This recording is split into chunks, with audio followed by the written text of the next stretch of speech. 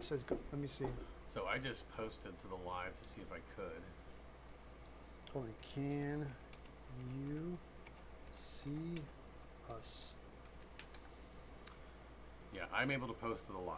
So, but it's showing waiting for Evil Ted. Oh, people are coming and waiting for it, and I told people to stand by, and I wonder if they're not seeing me. It says, I wonder if we're not actually live yet. oh wait, now I see us. Oh, now we are. There we are, guys. You know what it was? Oh, do No, I forgot to hit the start the broadcast. Did I mention I was new to YouTube? Streaming live? It is recording, so is it? I can see it now. I think Mike can see. Yeah, Yeah, oh, there we are. There we are. Yeah, we're up. Okay. There they are. Hey guys, hello everybody. Sorry, there's a little. So we just had an amazing conversation that you should have been a part of. That's Wish all you right. were here. It got recorded. So. Yeah. Okay. Yeah. Go back to it. We'll go back to when I edit. Really quickly, everybody. Hi, everybody. Welcome. Hello. This is gonna be just. It's gonna be just like acting. I know, right? Here we go, everybody. Really Take quickly. two. Hey, everybody. Welcome to Evil Ted Live here on YouTube. I am excited to announce my friend Mike. Mike is from a new YouTube channel he just started called Props to History. Yep. And Mike and I hit it off immediately on social media. When I saw what he was doing, I said, Mike, what you're doing is absolutely brilliant because there's a void out there. There's so much props and nobody knows what goes into them or the history behind them. And Mike and I are both complete freaks.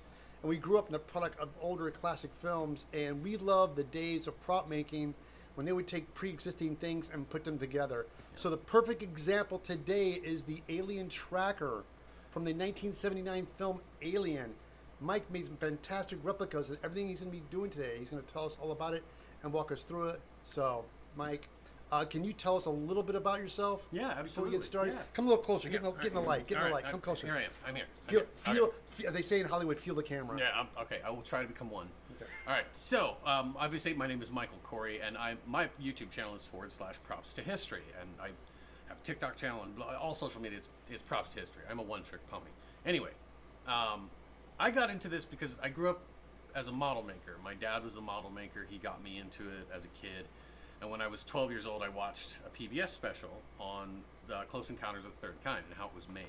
And they talked about the way they made the spaceships, which was a process called kit bashing. Yes. And I had never heard the term. I had a closet full of model kits, though. And I made my dad very, very angry by ruining them all to make what I thought was a kit bash spaceship. It was dreadful, I was 12, whatever. And I never lost that love of model making. And as I got older, I became more into film and more interested in the history of film. And then probably 6 or 7 years ago, I really became very, very interested in props and their background and how they were made and then replicating those builds. And one of those things that I really, really wanted to replicate was the tracker from 1979's Alien. And this is the big boxy thing with the probe on the end that they carry around to try to track down the alien, and it never clearly works. But I was enthralled by it, and I managed through a friend of mine, Greg Nowling, who had a lot of the molds for a lot of these parts. He reached out to me, we collaborated on it and made it more and more accurate, and we've kind of, between him and myself, have pretty much reached the pinnacle of making these as accurate as possible. Right. Despite the fact that there were 4 made for production and not a single one of them is the same. Right. They're all different. And I love the fact that really quickly, well, hold guys, ready for this? There it is. Yep. Look at all that crap. These are all the pieces, and Mike, we got them primed and prepped and ready today.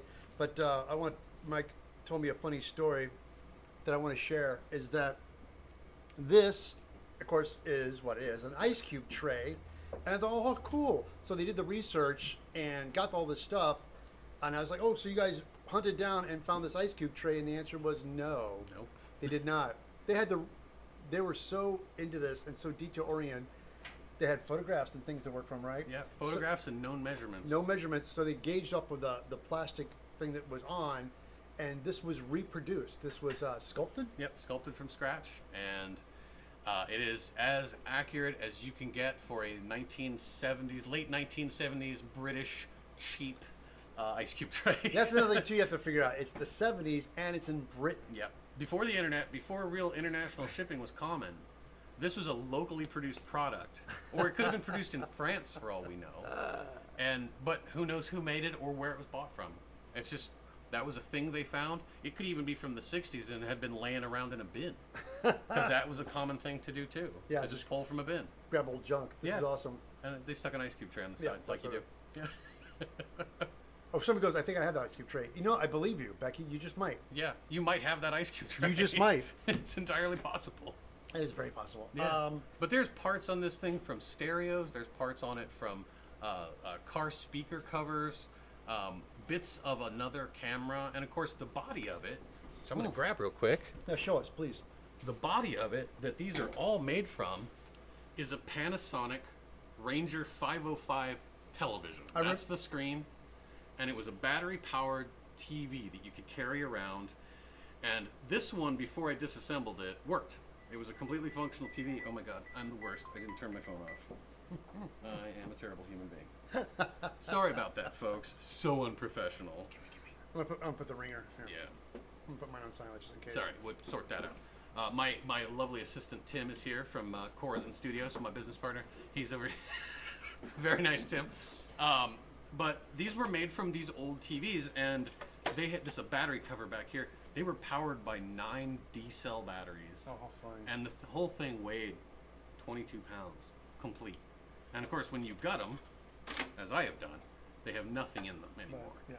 But that's how we start out with the build of these, is gutting these old TVs and cutting a bunch of holes in it after that. Wonderful. Well, I'll tell you what, this is, all right. Well, then, let's get, oh, sorry, I'm going to move my cup out of the way, guys. Leave this disassembled for now, because we Yeah, need it that I'm way. probably need that way. Go and put that back in place. So,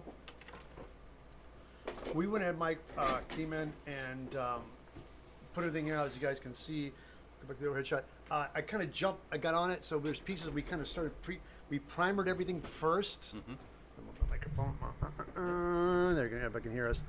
We primered everything first, and I went through and painted things I know it could be silver, like this is the tip of the track. Mike, what is this made out of? So the belief is that it's a tube cover for an oscilloscope.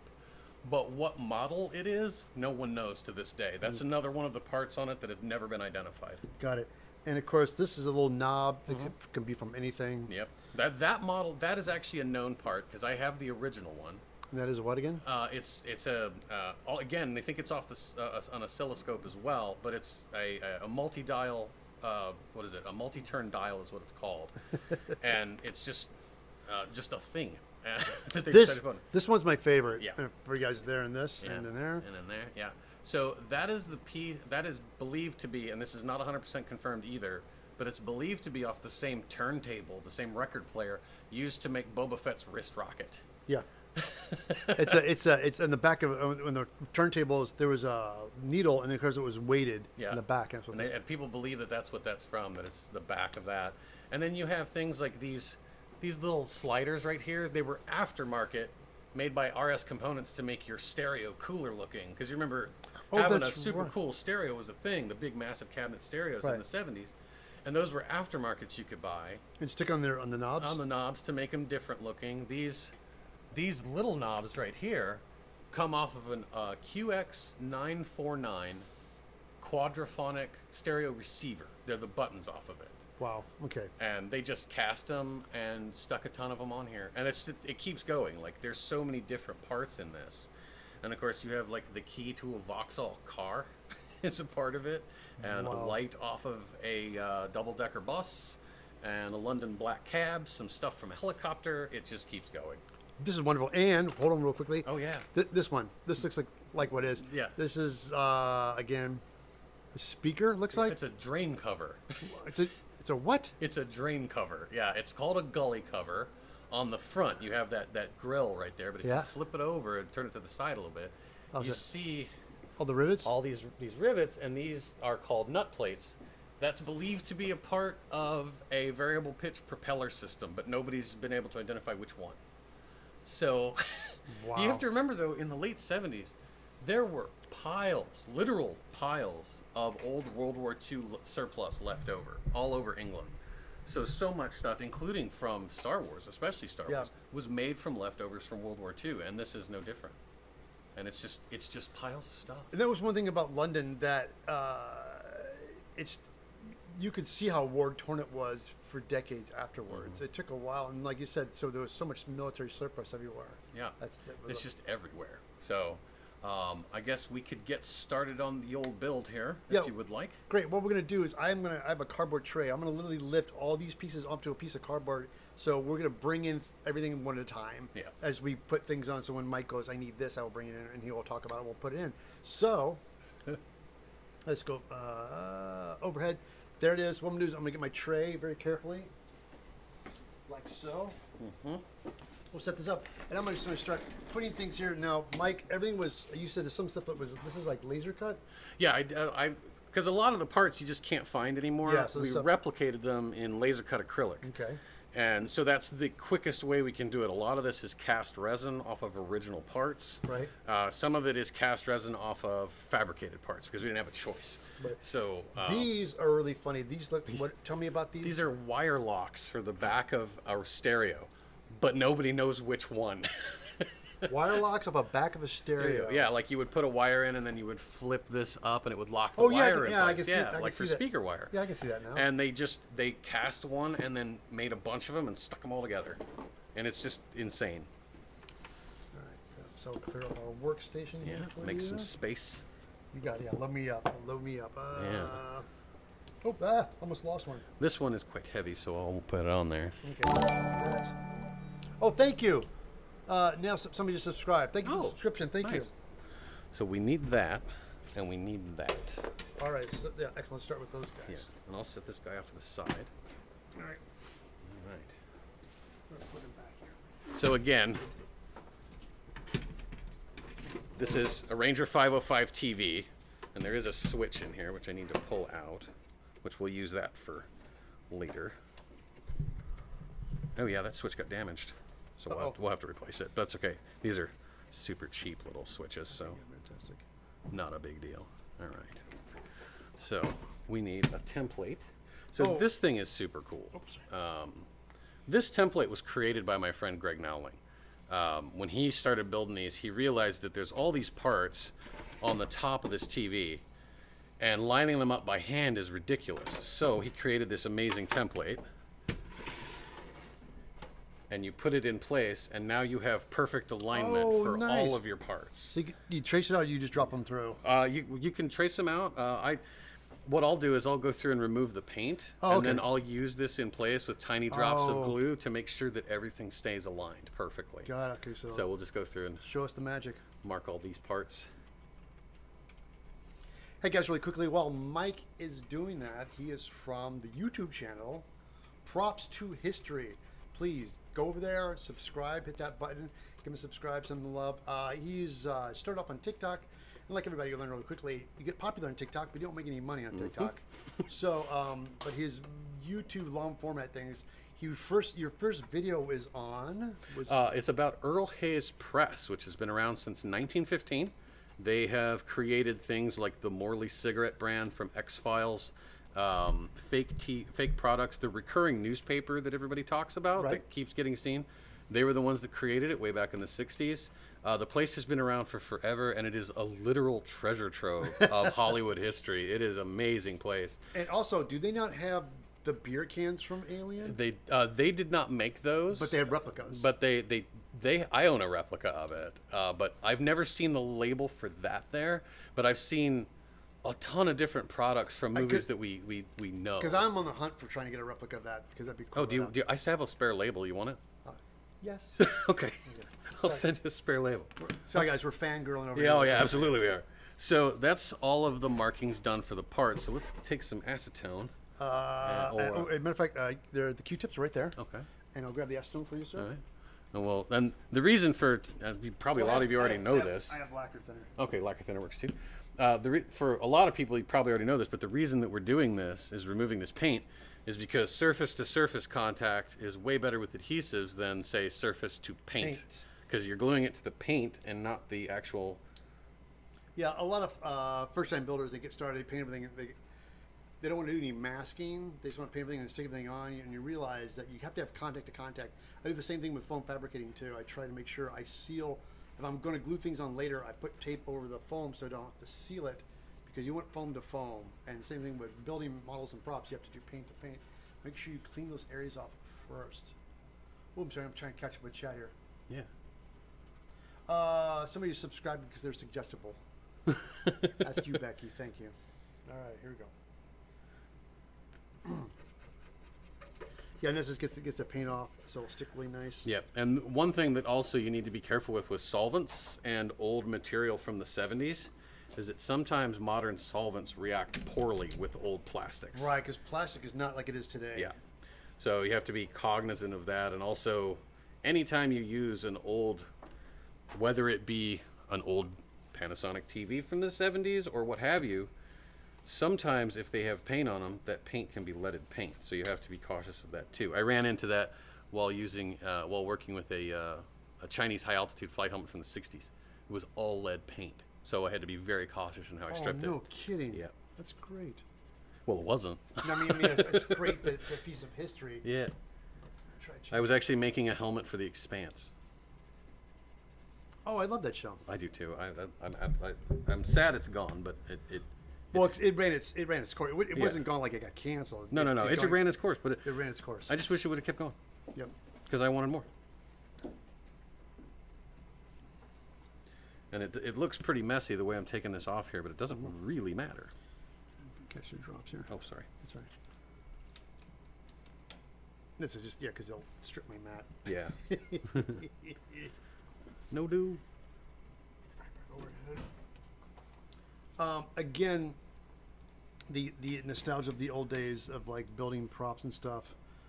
Mike and I were discussing, like, when you're on set making things, there's some detail on it. It just gets kind of crazy and overdone. And we were wondering how much of it is the prop master and how much was it Ridley Scott screaming and going, "I want more stuff." Well, the way that you hear about how Ridley Scott ran that set, it's entirely plausible that it was Ridley Scott just deciding things needed to be different at the last second. Yeah, and that was there's lots of miniature works, of course, in the original Alien, and they had the refinery, and then Nostromo was hooked up to the ship, and the refinery itself was this big tower thing, and they were shooting and really come and go, I like the towers, but I want them here and there. And he physically would just grab the model and snap pieces off of it. That makes my heart hurt. Yeah, me too. And these model makers are like, "Oh, what the hell are you doing?" Yeah. It's like, well, just tell us or draw. Don't just start grabbing some, like a giant Neanderthal. But again, that was Ridley Scott, and he was his vision and things. He was very. And I know a lot of actors, they said they didn't like working with him because he wouldn't give them direction. He's like, no, because I'm doing a movie. You guys worry about the acting part. So. Well, and to give a little bit more context to like Ridley Scott just coming up to the Nostromo and ripping pieces off of it. What was the tower? Wasn't the ship itself? Well, he did it to the Nostromo too. Did he? Because when he first when he took over, because he wasn't the original director, when he took over, that ship, the big Nostromo vessel that lands on the planet, was yellow. The ship model was yellow. And he came in and he said, "No, paint it gray." Yeah. And it kind of set the standard for spaceships being gray. Right. Right. And then he was like, "Change this, change that, change this." That filming model was 11 feet long. Yeah, it was a non-trivial thing for these model makers to both build and modify, and he would just come in and nope. Yeah. But that was Ridley Scott. That is true. That's Ridley Scott. Yeah. Apparently, so Stanley Kubrick was such a problem. Yes, Stanley. I always tell people when they did 2001: Space Odyssey, when people find out that all those props were destroyed when the film was done, it's like, as shocking as it is. You have to understand, being a product of the 70s, when you were a kid, they did anything sci-fi or built something for like a bigger budget movie. Once it'd go in a warehouse, other productions would just grab it and rent them or borrow them and use them in other movies. And that was just common. So you see a lot of props being, especially in the 70s and 80s, that use the same thing over and over again. Stanley Kubrick was like, new. So when that film was done, everything was destroyed. Sets, costumes, everything. But you know, there's a piece of it in Star Wars Episode 1. So after production was done on 2001, one of the EVA pods was actually taken along with the space station and dumped in a garbage dump just outside of an English high school, primary or secondary school, or whatever it's called. And somebody came by, saw it, and snatched it up. Well, it sat in storage for years, and then somebody knew a guy who knew a guy who knew a guy. And in the opening scene on Tatooine, when they're going through the junkyard, it's in the background in Kawato's junkyard, and that is the EVA pod from 2001: Space Odyssey. I remember seeing it going, oh, and I thought it was a nod to 2001. It's as the story I have been told is that that's the actual one. So, but the space station Right. was smashed by kids while it sat there. It's just kids being kids. You know, they just broke this thing up in the junkyard. Yeah. Somebody did save it, and it still survives. And as does the entrance to the like the docking bay Right. for the ship. It's been recently restored. There's a lot of stuff thought to have been destroyed that's been coming out as having actually survived. I think what it is, they just kind of, because some people are like, oh yeah, it's done. They Yeah. Put it away. No one's going to ever see it again. So. Or it could be one of those where they're like, yeah, no problem, Oliver. We'll totally destroy it. It's totally gone. Believe us. Yeah, Or it's Stanley, it's totally gone. Yeah, Believe us. It's gone. Yeah. Alex Glass says, I woke up and then I didn't have didn't caught Ted's stream since 2017. Oh my. Back from Ted and grew up with a nice beard. Yeah, as a matter of fact, it's actually shorter than it was before. I trimmed it back a little bit. Oh, I'm sorry. Move that. Yeah, definitely. Not in the shot, Ted. Good Lord. All right, let's go back over here real quick. All right. All right. All right, so this thing is now ready to start attaching parts, so we can start gluing little bits across the top if we want. And these are the stereo knobs? Yeah, these are the aftermarket like stereo sliders knob things. So I see that we have some super glues here. I do. Hold on, let me grab a new one. Okay. There might be A little bit more control that way, yeah. Let me see, because I got, here you go. These, Yeah. by the way, there's, Yeah. there's the pieces. There's these guys. And I do have, let me see if this is, I always buy super glue in small amounts because I realize that I don't use it frequently enough and it gets just gummy. Let's make sure this is working. I do the same. There you go. Let's make sure it's coming out. Oh, yes. Oh, perfect. Perfect. Yeah, Yeah, yeah, there you go. yeah. Okay. You have a little tiny strip of cardboard? Yes, I do. I have cardboard and I have, ready for this? Oh, here we go. We got one. And my other Nice. my other personal favorite, toothpicks. We use these for like dabbing. Okay, put this in the camera there so people can see it. Some Pop one of these out, yeah. right, some Because toothpicks. there's no need to use way more super glue than you need. So, Exactly, and yeah. that's why it's good to use. So I use tiny bits generally, and then make sure that this thing is centered. Once you put the first one in, you're pretty much stuck. Right. So that's where it goes.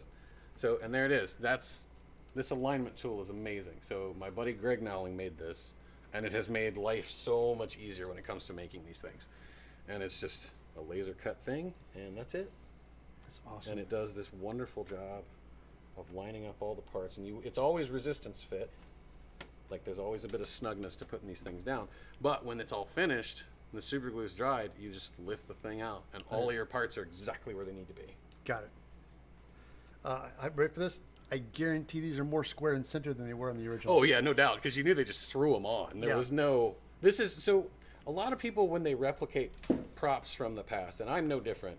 I'm the same way. Yeah, you're making the idealized version of Right, it. yeah. Because if you made it exactly the way it was made during production, and you know this better than anybody in this room, movie props up close tend to not look that great. Right. And it's funny you say because that has changed. Because over the years when we made stuff, as long as we built, there's an old phrase like build toward camera, and we do it with sets and miniatures and things. You just build for what was going to show on the camera. And now I worked at Hand Prop Room for like 15 years, HPR, Hand Prop Room, represent. Great shop, and I worked there and I learned a lot. But the one thing is that we dealt with producers, not the producers, but the prop master. And the prop master know how the directors are, and the directors oh yeah, sure, right there. And they always want to just like oh, I want this, I want that, and they want to show the clients, the producers. The producers see the props. The producers don't know what's going to work on camera, what's not going to work on camera. So everything has to be overbuilt. We worked at this prop house. We made so many like weapons, and then we make stunt versions and rubber guns. You're going to see on the screen for 2 seconds, but they want them to match identically. So we had to so by the time we would build stuff and lift the shop, you couldn't tell the difference between the hero prop and the rubber prop because yeah, it's just like, and I was like, guys, you're never going to see this. But again, that's the job. Yeah. You got to do it. Yeah, and I'm very, very new to that side of the industry, having just recently started working professionally making things for television and film. But it is exactly that. Everybody wants everything to be exactly the same. They want it perfect. And no matter what its job is, whether it's stunt, whether it's hero, doesn't matter. It's got to be perfect. Got to be perfect. Even though you may never actually see it on screen. Right, doesn't matter. I can't tell you how many things we built. Oh, here's a story for you. Most of my friends and my fans that know this one already. I worked on Star Trek Into Darkness. And I was like, yay, Star Trek. And after I saw the movie, I'm like, that's like actually my least favorite Star Trek. It was terrible. It was J.J. Abrams' version of it. Anyway, and Cumberbatch played Khan. And in the movie, there was it was a Klingon Gatling gun. And in the script, he tears it off a tripod. There's a big thing where he tears it off. Well, apparently that scene got cut from the movie, but he still had the gun. So they wanted him to show up with this giant blaster. And they wanted him out of aluminum. We're like, aluminum is going to weigh a ton. Yeah. So sure, that's what the prop master tells us and the stunt guys. And so then they show up, and we had one kind of roughly mocked up, and they're like, oh, it's going to be heavy. And I offered to my boss, we should foam fabricate that. So we did a combination of vacuum forming pieces and foam. So sure enough, we got approval to do a lightweight version of it. And I made 2 of them. I mean, really nice 2-1. Made a big deal about it. And the prop master's like, I want this, I want that. And we add all these bells and whistles to it. It's on the screen for 5 seconds. He jumps out and goes, brrr, and he just drops it. And the thing, again, it's like, but in the original script, it was going to be featured, but then things kept changing. So again, that's just the nature of the beast. So Yeah. Now, there's a whole bunch of these. I've only got a couple left to put on. okay, There's only a couple that look like it should go on here. right? But we were talking about how the director, Ridley, was probably like, hey, more here, more here, more here. These things actually end up going all over this thing. That's right. That's right. Whatever that was. That's a heat gun to wear. Okay. But they just get stuck all over it. And it's like, we're not done putting these on. They just go on the sides and the back and the front and everything else. Just to create texture. Yeah, just great texture. And just so funny, the reason I think it was Ridley Scott doing it, because he's very big about visual and just texture and colors and light. And he looked at it from a distance. I want more on there. It's like, like anything. It's create texture. All right, so we have all of these on. We still have a bunch of spares, which is good because we'll need them later. Okay, got it. So I guess we'll go to the little buttons now, those are actually off of a stereo, a QX949, quadraphonic stereo receiver. I love the fact that none of you know where they come from. You know exactly. Well, I researched them for so long. I remember the part numbers. And there they are. And there they are. And these were just little metal push knobs on the front of the stereo, and they just cast them, sanded them down to the size they wanted, and then Bob's your uncle. They just stuck them on. All right, fantastic. Oh, really quickly, by the way, big shout out to my friend Gary Young. Hey, Ted, you're right. The real prop sets miniatures are far more perfect. Yeah, it's crazy. Because we would build, Gary and I worked together for a gentleman named Dave Sharp, and we'd do miniatures and stuff, and we would build stuff. We actually worked on a low budget, well, not low budget, they didn't have a lot of money, but we're doing the American version of Ultraman, which was not one of the better ones. It wasn't very good, to be honest with you. And we had to build all these background buildings for the guys in suits walking around. We literally made them on a cardboard. Remember that, Gary? We had to make buildings. And they're like, make them look good. Like, it's cardboard, dude. And my boss was like, we'll paint them with house paint. I'm like, it's cardboard. So we ended up hooking an airless and spray them. And like they look really nice. And you'd spray them. And then they'd kind of warp and bend because it was house paint. Yeah. Shouldn't you get like aerosol primer? Yeah, it was such a nightmare. So this is the very exceedingly tedious part of this. No, it's all just great. Adding all of these on, but I love that when you step back and you look at this thing, it all kind of makes sense from just a visual standpoint. Right. Because otherwise, if you just had all these flat, smooth surfaces, it would be boring. Yeah, it would. You definitely have to pump it up. The thing is so funny is that when I didn't realize, I kept thinking, do we need to paint this stuff? And then all of a sudden, it's like like they literally just stuck everything and painted one solid color. Yep, it's like I think there's four colors total on this, and that's it. And then everything else is either the bare material it started life as, or it's just the same green as everything else. Right. And it's like an olive, almost like a military green. Yep. It looks like. Yeah, it's a mixture of, and of course you have to guess because you're looking at film that's 40 years old with Right. the lighting at the time. And I guaranteed it was what they bought was out of a can. Yeah, and it was probably made by Humbrol. Right. Because Humbrol or Pactra, because that was what they used in England a lot. That was very, very common paint. And a lot of that paint, those color codes from that time period, they don't exist anymore. So it's hard to get matching colors, and you kind of have to make do. When like when people do the M41 pulse rifle, as you have done, Yep. and you paint it green, that's the screen accurate color, but it's not the prop accurate color. Because the prop was actually brown. Yeah, that's a weird thing. When I actually was at a convention, they had some props. They were prop replicas, but they matched them verbatim. And I know when they do prop replicas, they do a little research, get the color. And when you see the pulse rifle from Aliens, it's a brown. It's a brownish color. Brown Bess. Brown breast, and the tracker is and that. But when you watch the movie and all the lighting color, it did a weird thing where it made them look like they're olive. Olive red, Yeah. yeah. And so when I paint mine, I don't do accurate. I just paint what looks like on screen. So. Yeah. So, and I'm probably sure it's the same with this. These, if you look at pictures of the real prop, it's a very dark green. Yeah. But on screen, it looks like a much lighter, closer to olive green. Yeah. So, but the paint I mixed up for these, it's to make it look like it does on screen. Right. So, Exactly. And somebody was asking if the buttons are functional. That none of them were. Yeah. No, It was like none of them worked. They were literally resin castings they glued on. Yeah, And that's that was all it. it was. And even the knobs that they put on these that look like they should work, They don't. They don't work for. It has zero functionality in real life. That's another thing too in the prop house that we deal with. Is most stuff they want everything to work. They want lights, they want buttons, switches, and when you watch a movie, they very rarely touch them, but they want them doing something. That's the big crazy thing. All right. Okay, so we'll let these cure, and we'll start putting on other parts. And Tim, can you hand me my phone? Because all of my photographs are on there that I use. So for he's going to that. start. Mike is now going to start going to his photo reference on his phone, and make sure he can see what.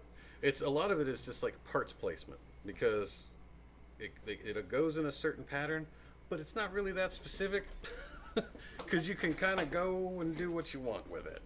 Because and keep in mind this is one version of the 4 that they had on set. Okay. Because they were all different. The patterning in which they laid these things down was slightly different. And as an example, I'm going to put these same buttons, which they used for texture, Right. across the back here. Oh, that's right. Yeah. Okay, this is another funny thing. Mike has these photos. I was looking. I'm like, this stuff. The placement makes no sense. Nope. They were just sticking things all over for like texture reasons. Yeah. And again, that's why I'm a big advocate. I think it was really Scott going, I want more stuff on that. Yeah, and you can see, I'll see if the camera's picking it up or not. Oh, here, over here. Yeah, Here you swap go. it. So, right back here, this is the original antenna for the TV. This is how you would get your reception, right? Some versions of this don't have the antenna. They have a hole there. Some of them have a little plug over it. Right. And some of them have the antenna. So, pick one. You can do whatever you want with it. You kind of have quite a bit of freedom with this. And you can still be accurate. You know, to be honest, the more I look at it, it's them grabbing this as a base to start with. There's so much going on. What a great thing to start with. Yeah. We need like a tracker thing. It looks like this thing. It's a box with it. And like, oh, and some prop guy's like, boom, that's awesome. You know what? This will go there. Yeah. And that's good enough. Yeah, and just stick some stuff on it. And they probably got one and said, okay, let's go get a bunch of these and just. Yeah, like you guys really can't see this picture very well on screen, but this is an example you of can, one of them. Yeah, Yeah, go to the well, monitor. That one Right there. There's. So this is one photograph of one of the originals. It's a very dark, garbagey photo because that's just how that works. But it has nothing here where this antenna's at. And this is one of the originals. But I have pictures of another original that has the antenna. So it just does an example of how they varied back and forth depending on really kind of the day. Right. Because why not? And then Even when they made Aliens, they adapted the same philosophy. The trackers for Aliens are actually a combination of a drill, a sawzall, and some a other. slide viewer. Yeah, and there's like a master slide viewer thing, and they just grabbed them all and threw them all together. And again, on RPF, all the insane people on RPF, these guys were collecting pieces, buying the actual pieces from 80s. It was not just a drill and a sawzall. It had to be one from Britain in the 80s. And like you said, it was only on the shelf for like a year or two, and then they're gone. Yep. So these guys are finding these little things and getting them and then making molds. And now I went on to Thingiverse, I think it is, and I found a 3D file. And a friend of mine, I feel bad. A friend of mine, he actually sent me a 3D printed version of one, and that's on my list to build because now I'm realizing I'm going to have this. I want to have the old Alien tracker and the new one technically new from Aliens, and have that as well. So I'll have 2 of them, and they're both designed in the same way. So kit bashed basically. Good old kit bashing. And I know they worked from drawings. They did. They had Ron Koppman, and they had general ideas of what they wanted to look kind of like this. And the guys would just grab stuff that there was no sculpting. And the reason I want to let people know here, back in those days, which is still even more now, there's no time. if you had more time and money, they would sculpt it, mold it, cast and things. And when you have so many things at one time, you start just grabbing pre-existing things and including them together, and that's how it happened. So let's go back to overhead. There you go. Try and put some of these. Again, they make no. That's like Yeah, that makes no sense. What is the point of that? But there it is. I need some up there. Throw some stuff up there. All right. So we have some spares, which you'll Well- keep for when these inevitably fall off. So you have some to Very get good, yeah. to add on. But that's pretty much that part of it done. Okay. Now it's time to put on some more stuff that makes no sense. All right. Fantastic.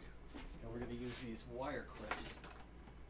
And like I said, these were like an aftermarket piece for stereos, because everybody could add stuff to stereos back in the day and make their stereo their own. And you know, I looked when I started doing some before building it. Got on the video and looked at some reference pictures.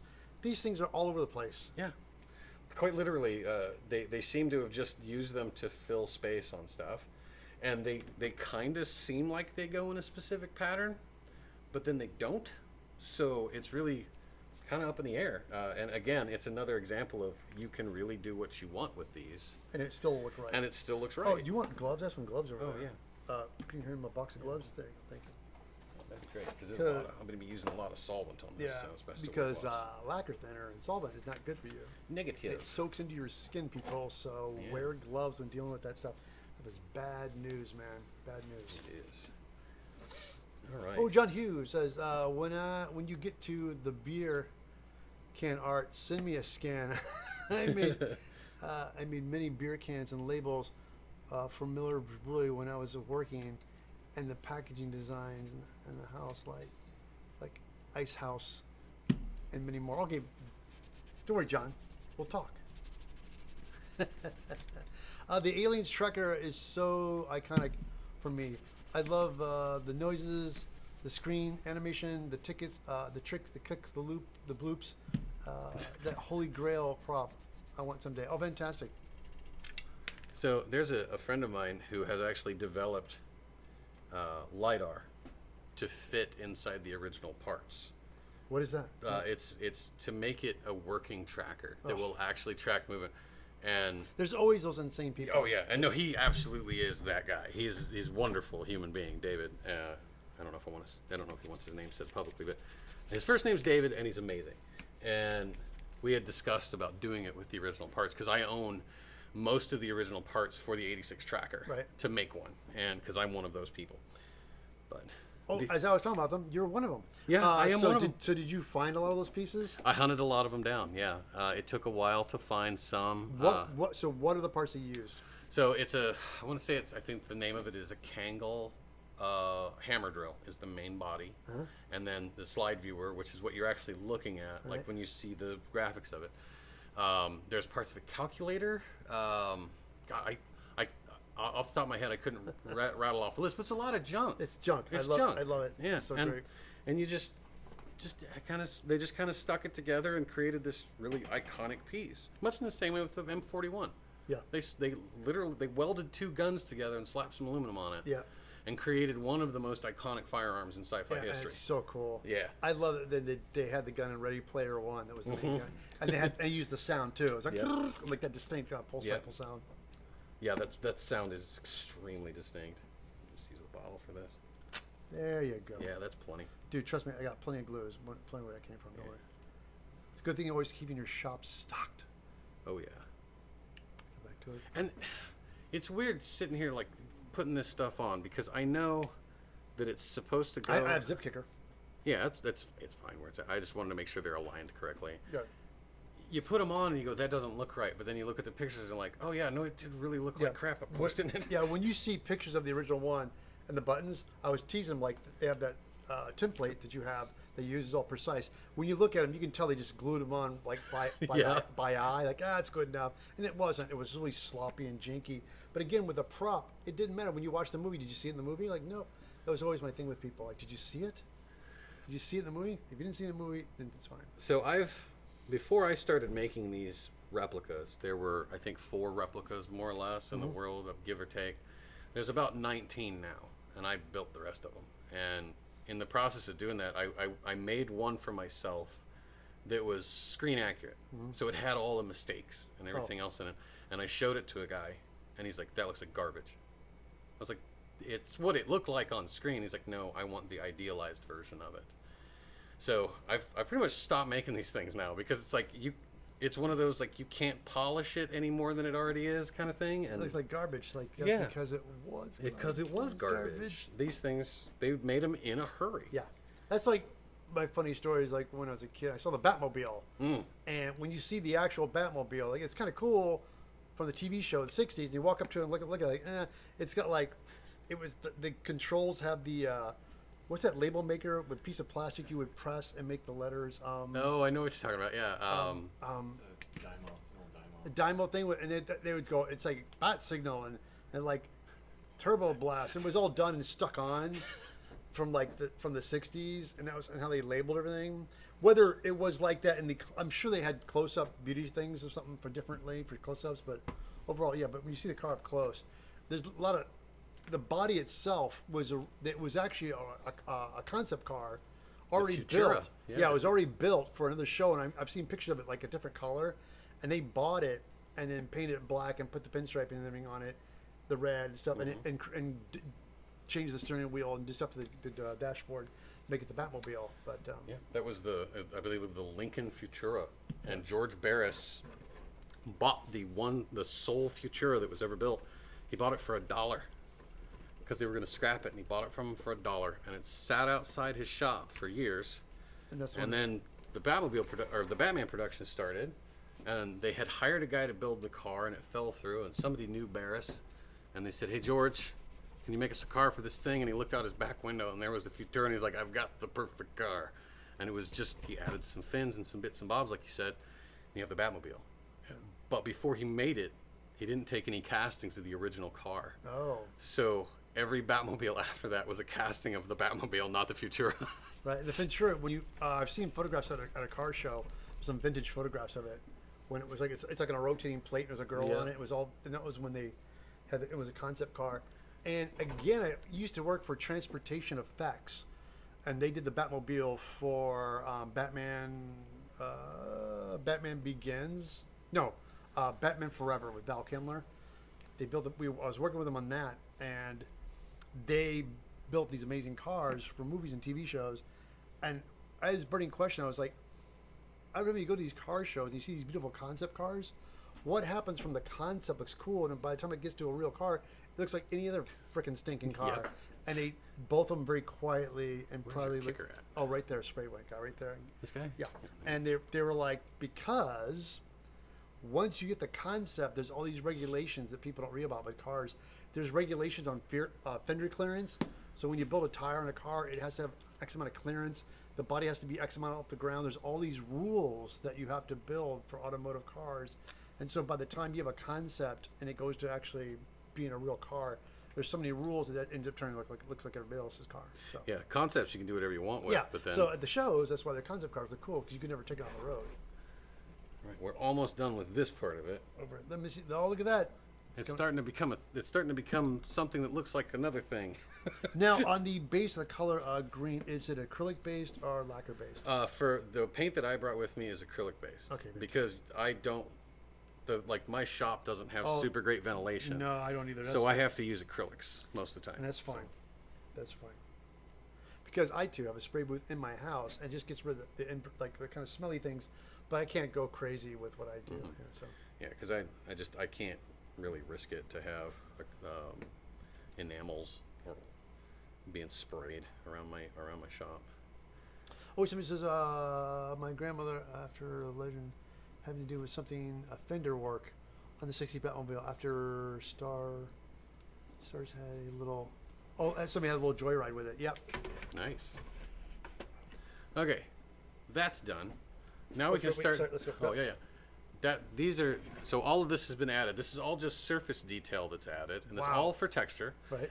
And now we'll add more, because it really doesn't stop throughout the whole build. We're going to be adding a lot of stuff that is solely for texture.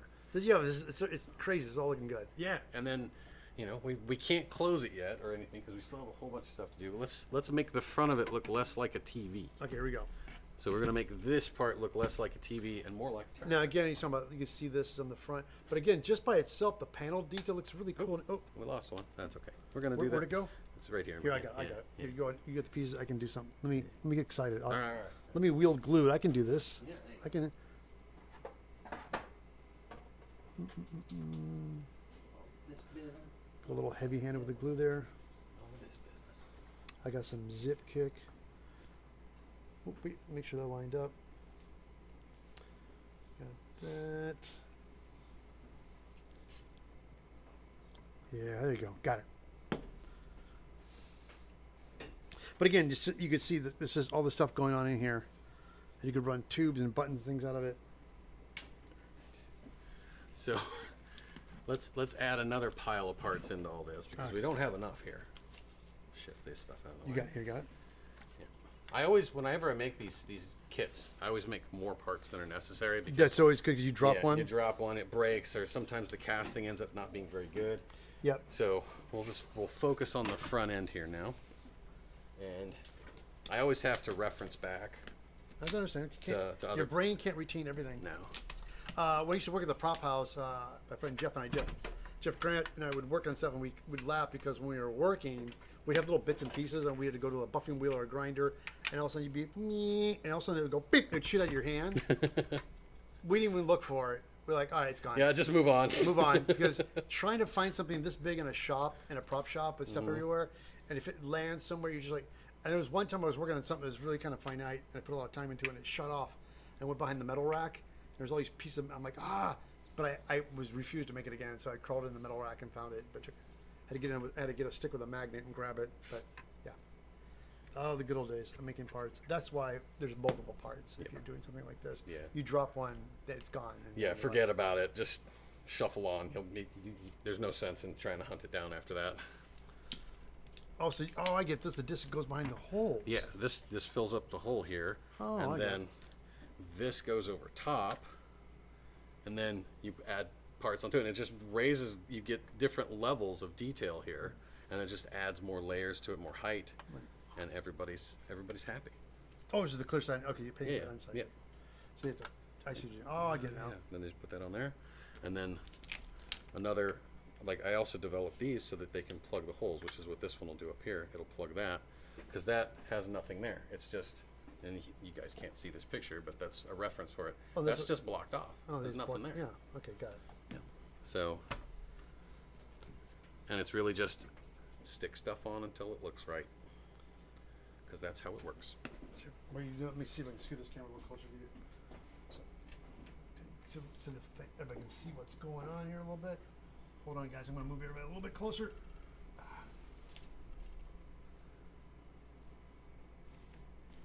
There we go. Looks better, right? Yeah. That's it. That's the ticket.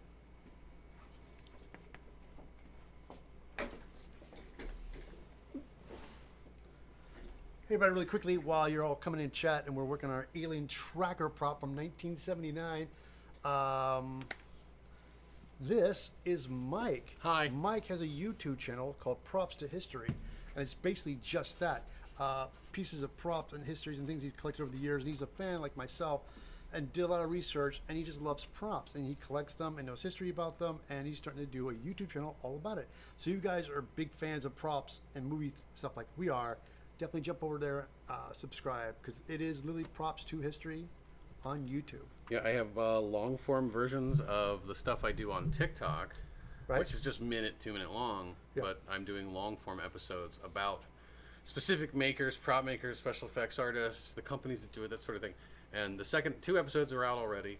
Earl Hayes Press and Fawnco Studios, Right. and they come out every other Tuesday. And I'm very proud of them, of how it's come about. I have 10 episodes planned. It's ridiculous, is what it And is. it's great. As a matter of fact, too, speaking of prop and history, it's popping in my head. We were talking earlier about props that don't get seen. I worked on, we did the first Hunger Games, and we were doing the props for Hunger Game. And there was a lot of stuff that ended up getting changed last minute, and things that we did. And the madness is, there is a scene where Katniss is on a hovercraft. They had like helicopters, like these hovercraft things, these ships they're flying around. and they're flying her somewhere, and before they drop them off, they put trackers on them, and it's this device that we was 3D printed, and we sanded, and it had a button on it that lit up, and a little needle thing would come out, and it lit up, and we'd push into it and make it look like it was retracting, and it was almost done. It was beautiful, and the prop master's like, I want this different color. We're like, what? I want a two-tone shade thing. Like, well, dude, it's done. But yet it was going out the same day, so we had to stop, mask up very, very carefully, and paint the damn thing. So we painted it again. All right, when it was already done, sure enough, how many people have seen that in a movie? You don't. It's on the screen for 2 seconds, and you know what's blocking it? The guy holding it, his hands covering the prop with a button, because what it was designed for, and it goes beep beep again. So much work went into that thing, and we repainted it second time, and you never see it. That's prop making. All right. Now this little part that I'm putting on here right now. Okay. Oh, we've moved the camera. Oh, it got bumped. Was Sorry. it? No, I got you. because it was this. Hold on, this guy. Oh, yeah, it was that guy. All right. Could have come over here, turn this way. There we go. All right. So this grill that I'm putting on right now, there's a series of these that go on it. This is laser cut acrylic, Right. because the original you yeah, can't buy. They're secondhand, like secondary market covers for stereo speakers for cars, particularly made by Vauxhall, the car manufacturer. No part numbers known. They just know that's where it came from, and they would cut sections off and glue it on to make it look good, like that. And that's it. That's all they would do with it. And then the rest of these, from what I gather, a lot of these little panels that they put on the front to cover it Right. were either made out of balsa wood or they were made out of sheet styrene of some type at that point. Right. But again, I've never seen the original prop up close because it's in Bob Burns' house. I've never been able to get in there, and so I don't know. I don't know what it's made of. Wished I did.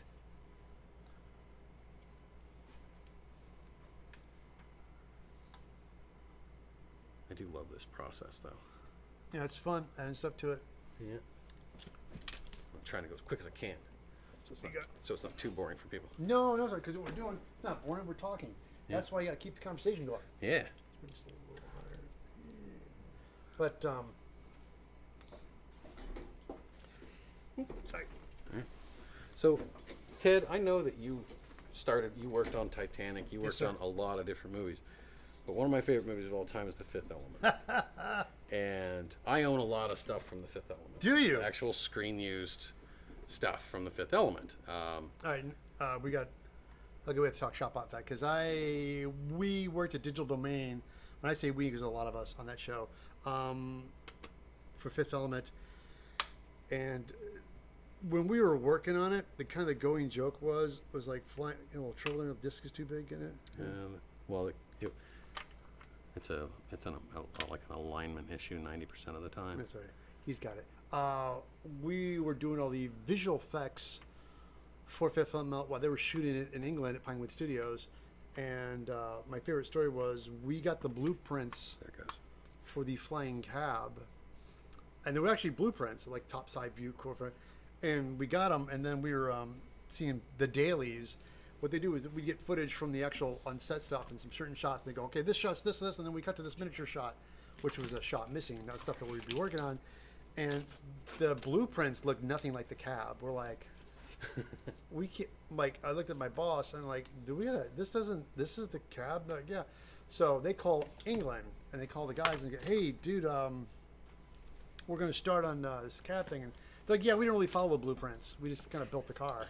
We're like, yeah, apparently. So literally Leslie Eckert, my boss, jumped on a plane, flew out to London with this camera, and he was smart because he took a big yardstick and he covered it with white tape and black gaffer tape for the inches and paste everything out, and he would big stick and he would photograph the cab with the measuring stick in every shot, from the side, the front, the back, upside down, underneath it, 3/4, like he photographed the crap out of it. So when he came back, we had this big board of photographs of the cab, and it was what made me realize that when you're sending someone out to build have some reproduce something as a model, definitely send a maker or model maker to do it.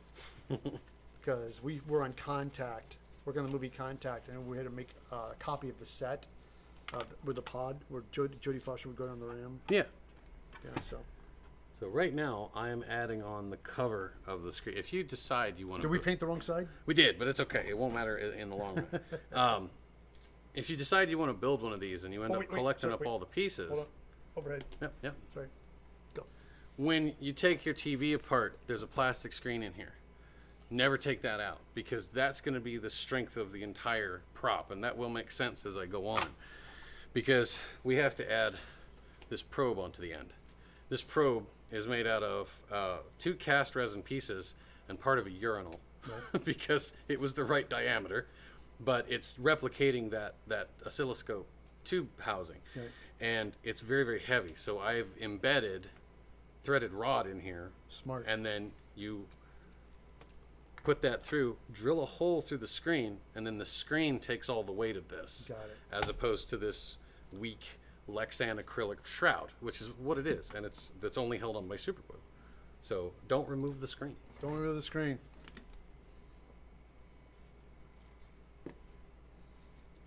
But yeah, I did Fifth Element, and but anyway, he came back with beautiful photographs, and we were able to make a nice copy of the flying cab.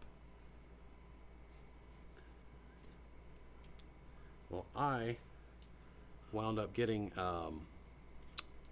obsessed with the Mangalore grenade. Oh yeah, the Mangalore grenade. And in that scene where he's like count to 10, and he turns the little knob on the end.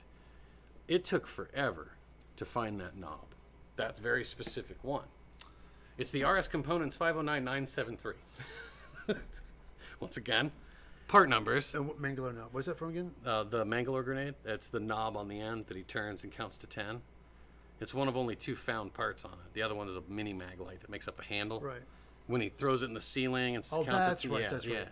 Well, that little knob on the end took me forever to find, and as it turns out, the vast majority of them ended up getting sold to companies in Australia. So I was having to buy them all from Australia. And what were they doing in Australia? They were using them on, ostensibly, they were using them on potentiometers, or they were using them on oscilloscopes. Right. It's a potentiometer knob, is what it is. Oh, funny. Yeah. But my obsession knows no bounds when it comes to this stuff. Oh, somebody says, I originally found Mike on TikTok. Oh, hi. Hello from St. Louis. Fifth Element, still Lynn's favorite sci-fi. Hey, Scott. Hold on, guys, real quick. Hey, guys, my friend Scott Baker. Scott, what's up? Oh, hey, how you doing? Hey, Scott. Scott, no, dude, we're,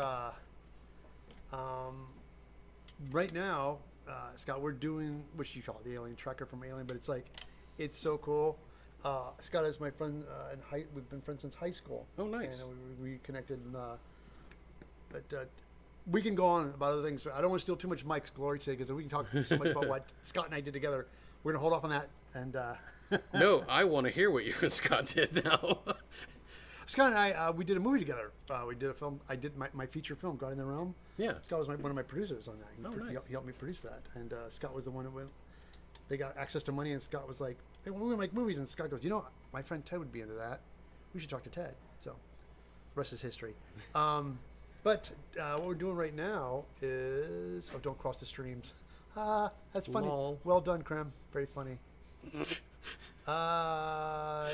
Ted, did you guess that mark on his head from drinking? No. What happens? Come on, guys, real quickly.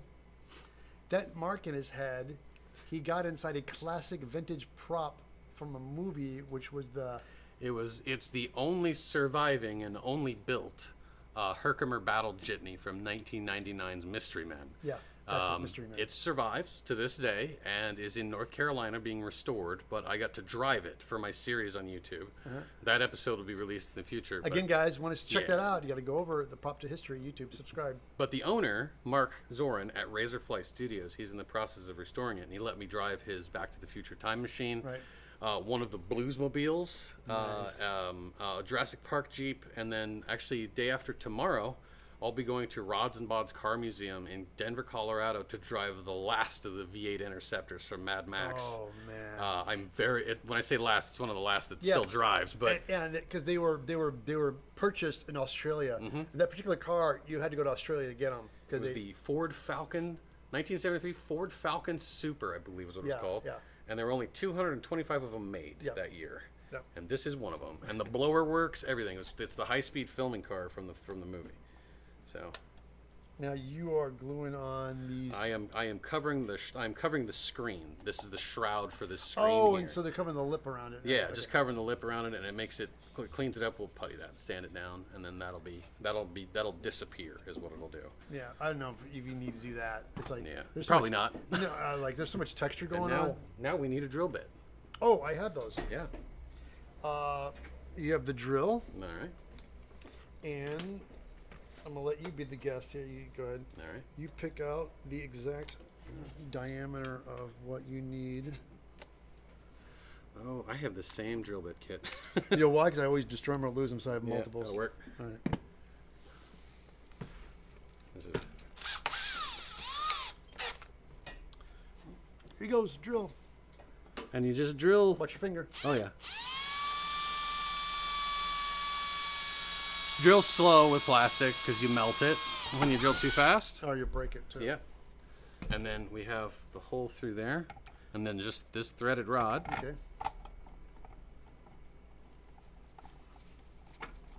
There you go. The hole is just the right diameter. That's what you want. You don't want Yeah. too much slopping. Yeah, want you to don't, keep because it'll wobble God while forbid. it's sitting there, and you don't need that. And this thing will suddenly start to look like a tracker all of a sudden once this is installed. Yeah, that does. It's already starting to happen. Now, is there a top and a bottom on these, Yep. right? Yeah. So you got these lines here on the top. They're not on the bottom. Got it. So this is the very top of the probe. So make sure once you get that, you tighten Yeah. it.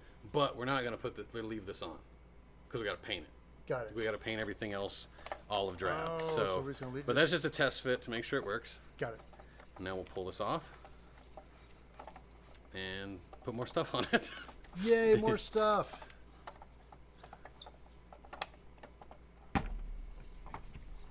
Also, I'm not used to building these things in one sitting. I usually build and then come back to it. We're gonna catch up with chat here real quick. Yeah. It says, remember when you and Ted, I found Ted, a friend of mine, was doing research on the American Ultraman series from Hero Knights. Yeah, here's the thing. My defense to the Ultraman show in the 90s was the Japanese did one in Australia prior to that one, and I think it was okay. It wasn't great, and the Japanese wanted to do something but based in America.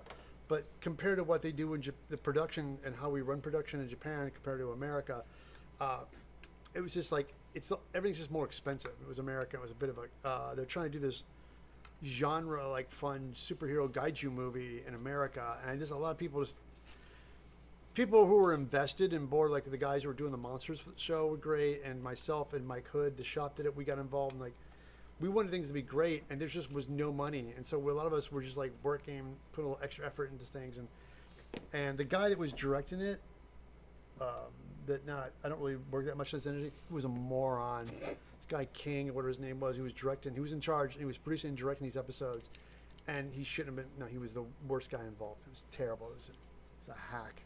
But so we were working on that at the time, and so that was. Oh, there you go. Just goes down like that. Yeah. And these, if you want to swap the camera, Sorry, over it.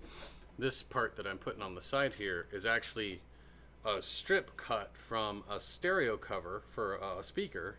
And these are also found on the Fourth Doctor, his TARDIS control panel. Right. So it's just another part that was commonly used in England for a lot of different stuff. Because you see it on a couple of different Doctor Who props. And of course, in Alien, it's seen in Aliens again in some background. And what is it again? It's like a grill cover for a speaker, Got it. for a car. And they just cut them up like And crazy. they cut them up into pieces. And these are castings. The originals, you can't find the originals anymore. So your only option is to use castings. So I love that, like, halfway through it already looks good, but they're like, no, more. yeah, no, and then just keep going. Don't stop. It was pretty daunting the first time I started building one of these. seeing all of the different parts that have to go on it, and then realizing that there's so much that needs to be found or replicated Right. or cleaned up, and then it's a far cry from a model kit, if you will. Somebody said I liked the American version in the Australian. Yeah, well, no, it was better, a little bit better. Friends of my norm, yeah. And after they got him contacted with the same friend, yeah, it was the. This weird thing happens when I switch back and forth on this text. Why it goes yellow? See the yellow lines? What is it? Why is it doing that? It drives me nuts. Anyway, hold on, guys. Sorry. Okay, back to. Go back to overhead. We're doing good. How are we doing on time? Pretty good. I mean, honestly, I'm a lot further ahead than I thought I would be after this amount of time, simply because we had everything prepped. Yes. So the build, I'm actually flying through the build on this. Nice. So we should be good, honestly, to start painting it here shortly. Yeah, because that's my thing. Is I want to have the honors of painting it. Oh, yeah, by all means, I got my airbrush and I'm all ready to go, and I got my booth ready, Nice. and I let everybody know I have a booth cam. Check this out, booth cam, Oh, snap. base cam, booth cam, overhead. This is I have a Stream Deck switcher on my live stream. So Now, my one, like, kind of claim to fame when it comes to the research on this right, is that on the very front, this side of it here, where the probe goes, right, you have the main probe, this guy, right. and then you have the part that's similar to the one used for Boba Fett, like that was used for his missile. And then there was this smaller probe that the photos are really hard to identify Right. what that is. Well, on the side of the TV, you have this big open piece right here. Right. There's a little box that sits in there. And in there was a single piece earphone. And they're almost always gone. In fact, in all of the TVs I've purchased, and I have purchased and destroyed, 15 of these things Right. over the last 3 years, I only ever had one that had an earphone in it. And when I pulled it out, I looked at it and picture and looked back and forth and realized that that little probe on the front was the earphone. That's it. They just popped it out and glued it on the front. But they're almost always gone. They're never inside. So I don't think anybody really has seen one in a long time. I don't know what that was. Oh, it's my, oh. Oh, you're out of battery there. It's overheated.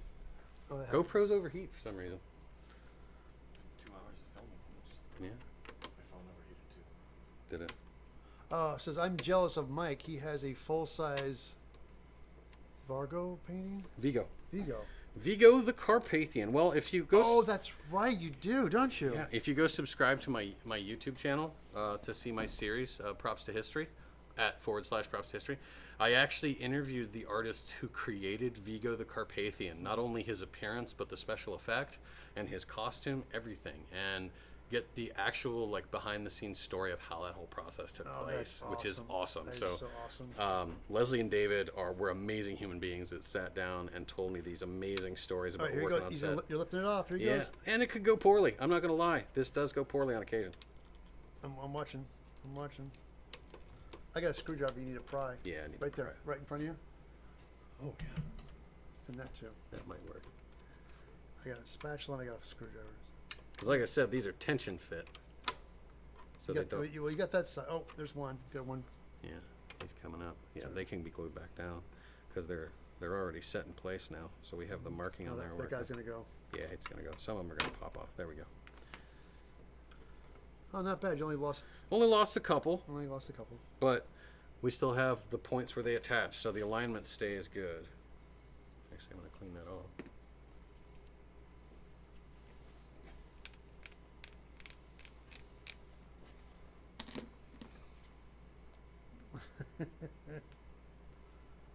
Yes, Gary, he is an encyclopedia, and that's why I kind of like we bonded because I know some props, we know some history, and we kind of talk about props and stuff. Really quickly, while Mike is doing some gluing, I'm gonna grab something so you guys can get a kick out of it. Go back. I'll try not to bore you too much, folks. When I do these builds live, which isn't very often, I become very focused and I don't remember to talk. So I will try to remember to talk while Ted is gone because I forget. I become very, very hyper focused on what I'm doing, and I don't think about it too much. But like I was saying to Ted, I do have a YouTube channel /Perrupts to History. Please go subscribes. It will help me immensely. What you got there, Ted? Really quickly, since we're on the theme of Alien, and we're going to talk about the sequel, Aliens. It's this little thing right here. This is a toy gun, and this movie, when it came out, 83? 86 for 86, Aliens. Yeah, right. Yeah. Alien, 86. I was much older, so I think I was just in my teens, if not early 20s. These were out, and these were toys. They came with yellow rubber bullets you'd fit in the handle, and they were super cool, and they fold like this, and you put a bullet in there, and it was kind of, it's like, goes from this to this and turns into a gun. You put a dart in here and shoot. Yay, it's super cool. Anyway, I'm sitting in the theater with my friends watching the movie. As they grabbed it, they're like, all right, Vasquez, surrender the clip, Yeah. on their smart guns. And she goes, and there's this without the handle, like this is gone and this is gone. They have a pin coming out the back, and they pull it and detach it and hand it. Good Lord. And then after much research, the Colonial Marines had these in their belts. They took this front thing off and had this, and he stuck it in the belt just for detail. So this is gone, and so anyway, I thought, I recognize it. So I've had these for years, and so I've kept it because I am doing now. Eventually, I'm doing a Colonial Marine costume. I'm going to take this guy, mask it off, and paint it, and put it in my belt. My fear is I'd like to make a casting of it, but I don't want to ruin it. So I'm sure there might be some castings, or get somebody to do a 3D printed version of it. But yeah, this is what this is actually one of the real toys. And just to give you an idea, the kit bashing mentality, again, in the 80s, they just needed stuff quickly. And so when I show this to Mike proceeded to tell me, he goes, oh yeah, I bought these things. They're freaking expensive. If you'd like to know anyone and you want to search for one, it's called the Gio Secret Agent Gun, and they were produced between 1965 and 1971. And they usually wait a minute. These got repurposed when I got them? Yeah. So this is from the 60s. Yeah. They've been recast over and over again and remolded all the way through this. They were actually made in the 80s for a short time, too. That's when I got it. Yeah. And I had the guns that were super long that you put. So that gun itself is also from the 60s. Yeah. Yeah, they go back a long way. And then they just kept repurposing them. The company changed hands because originally it was Gio, and then Gio was purchased by 2 other toy makers. And then they just re-released them under the same name. I hope they re-release these. I doubt they ever will. Well, anything with projectiles now, Yeah. they're not going to do it because Yeah. this was the area of the 60s and 70s. They'd shoot darts and stuff. But yeah. Yeah, but that's Oh what wait, it is. so Gary goes, used to walk, dude, I used to have one of those toy guns, right? Oh, I miss it. Yep. But I was educated. I thought this was from the 80s. It turns out, but most toys, you're right, are repurposed from the 60s. Matter of fact, the Lost in Space pistol was a cap gun in the 60s that they bought and just modified. And the only reason I knew about it was I had pictures of the gun. They were doing one of those things where they would do a limited run, and some company got the ray guns and cleaned them up and remolded them and recast them and were selling them as replicas. And so there was a limited run on the Lost in Space season 1 and season 2 ray guns. And when I finally saw one, I went, oh my God, I had that cap pistol when I was a kid. So I physically saw the gun and realized it was just, they just grabbed stuff off the shelf in the 60s when making that. Of course, like we all did. Oh, you lose something? There seems to be one missing that I just had. It's like this, but it's very thin. And you do what I do. I had it. Oh, it's right here. Oh, right in front of my face. Where'd a snake? It had bit me. Good Lord. You know why? I do it all the time. That's how come I knew where it's at. I don't think any of us don't do it. Because Tim, my partner, my business partner Tim over here, he's part of Corazon Studios, our fabrication shop in Chicago. How often do you lose stuff while you're building and it's right in front of you? Every hour. Yeah, just about. Easily. Now this is. Oh, something fell off. That's all right. It happens throughout the build. So this is a really good example of doing something to just fill a spot and cover a thing. Right. So this is, again, it's part of this same grill that was used to cover a stereo in a car. But this is the really thin end of it where the screw holes would be. It sits right there to cover up a space. in the TV. That's it. That's all it's there for. They just glued it in place to make it cover up something. And that's all, the only reason it sits there. And there were labels, I've removed them on these, but there were labels that they left in place on the original one. Oh, and they fun. just covered it. They didn't bother removing them. That's great. Oh, sorry, I'm back. Man, I gotta work on this, figure out this chat on YouTube, because every time I touch the screen, it kicks everything up. They used the grill for a toy Han Solo blaster on the Vibro Axe For Return of the Jedi. Yeah, they did. I noticed that was one thing too. They did do that. They did change the guns between Star Wars and Return of the Jedi. Mm-hmm. But he's saying they stuck a grill on it. So they're saying that they took a grill from the Han Solo blaster, which is the grill on the front of the magazine wall in the C-96 Mauser, which actually comes from a Tomtit model airplane. It's one of the cylinder heads from the engine, and on the Vibro Axe, that is.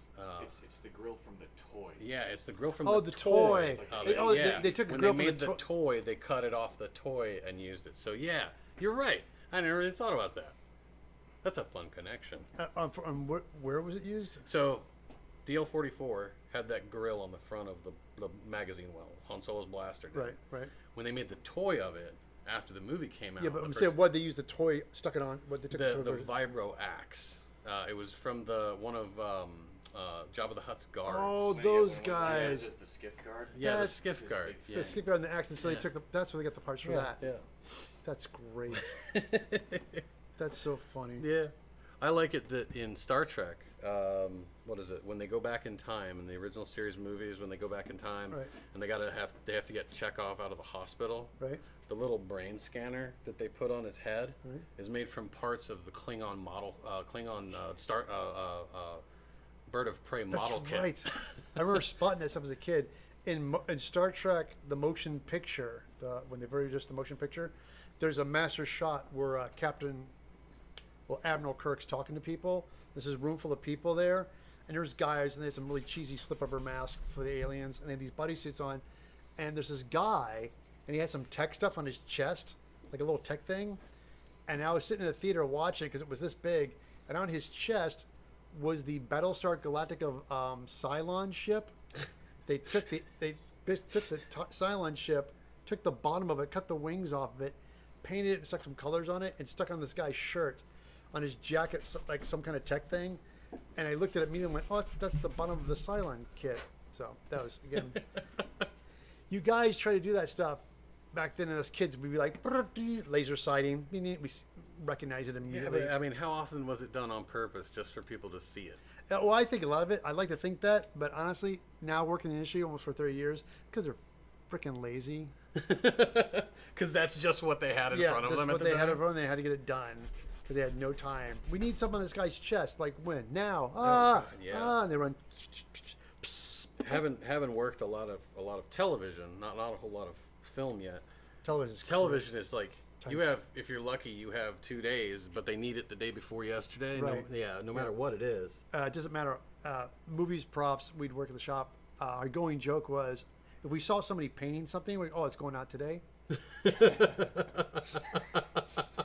That joke is funny on a lot of levels. Yeah, because you know why? Because when you paint something, it needs days to dry. Yeah. But we never had that luxury. By the time it was done, he's like, it's going. I'm like, dude, it needs to dry. And half the time, and like, what would be infuriating, we're hitting it with the hair dryers, and then we put it on the shelf. And I'd wake up the next day, come back, and there it is, still sitting there.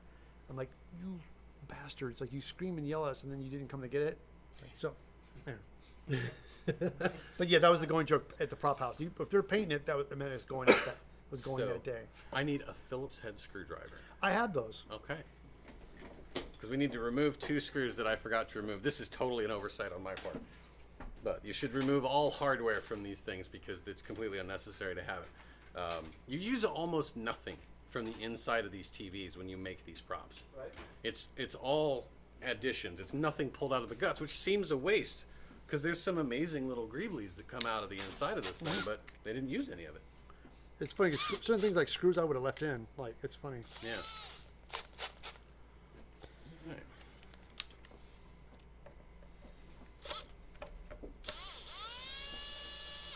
I usually have a hand one, but do you know you have? Is there a nut behind it? Yep.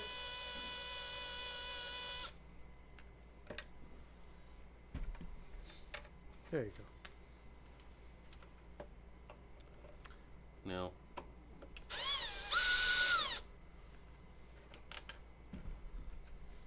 The reason that I have to take all this off is because this big, huge space back here, they just cover it up.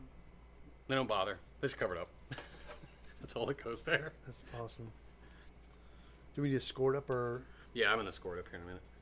Where, dude? I'm right here. Well, you're talking, and this is your shop. I'm your guest. I can. Yeah, but this is all part of it. I I know. You're just chilling. I'm not going to stop anybody from doing that. And I also forget to ask for help sometimes because that's just who I am. yeah, I know. I do the same thing too. My wife gets I drive her crazy. She's like, "You need help?" Like, no, I got it. No, I got it. I do. Yeah, you can absolutely use help, but you know, no, I got it. How far does it go? From. See one more time. Up Okay, there. yeah, good. So, yeah, it's good. Anything that looks like paint. All right, there we go. We'll just drip some glue and stuff on there. All right, All right. and I can work and talk all at the same time. I used to get in trouble for that a lot at work. No, talking and working Yeah, at the same time. and I go, dude, I can work and talk at the same time. He goes, Ted, it's not that you people stop what they're doing and listen to you. You You're a start telling distraction, you Ted. start telling some story, and people like are working, making an oldie, and they'll stop and like start listening. Mm-hmm. And I'm like, and they'll be like, "Damn it, Ted!" I'm like, "Why are you yelling at me? I'm working," but they're not. Stop talking. How's that my problem? How's that my problem, dude? So, that was the greatest invention ever came out was the iPod, this magical device, and you would listen to podcasts or music. And when I come in the morning at the job I was at, the 15 years at HPR, they go, "We need this, this, and this." Like, okay, fine. And I go like this, put them in, hit your podcast, and you'd go. And they always would make fun of me because they'd always like, I'd be right in the middle of something, and they'd tap me on the shoulder, and I'd always do that eye roll like, do I have to stop and take my ear out? And you don't want to do that. You don't want to miss it. So I'd always hit pause. I'd hit my pause thing like, what? Can't you see I'm working? So anyway, the good old days. Alex, Ted, the ultimate interesting distraction. Yeah, I do it on my stream all the time. I talk and I build. Be ready for this? Nobody's there to build with me. You guys just hang out and you build with me. I'm here. I know. It's awesome. It's exciting. Again, I can't tell you guys enough when the technology, when we started doing the Twitch, when it started with Twitch and live stream format, I made a ton of friends and people and Facebook. I made a lot of friends from Facebook, a lot of industry people. And fellow makers and filmmakers and builders and stuff like that. So over for this, MySpace. I go that far back. Wow. Yaya Han and her husband Brian and I became friends on MySpace, and that's what Yaya Han, before she was Yaya Han. If people don't know who I'm talking about, Yaya Han was like a big rock star cosplayer, and she was one of the first kind of the pioneers of just like doing it because she loved it and she liked doing it, but she was also business savvy and charging for her appearance and started doing cons. And people started coming to her, and she started dealing with brands and joined fabrics and stuff.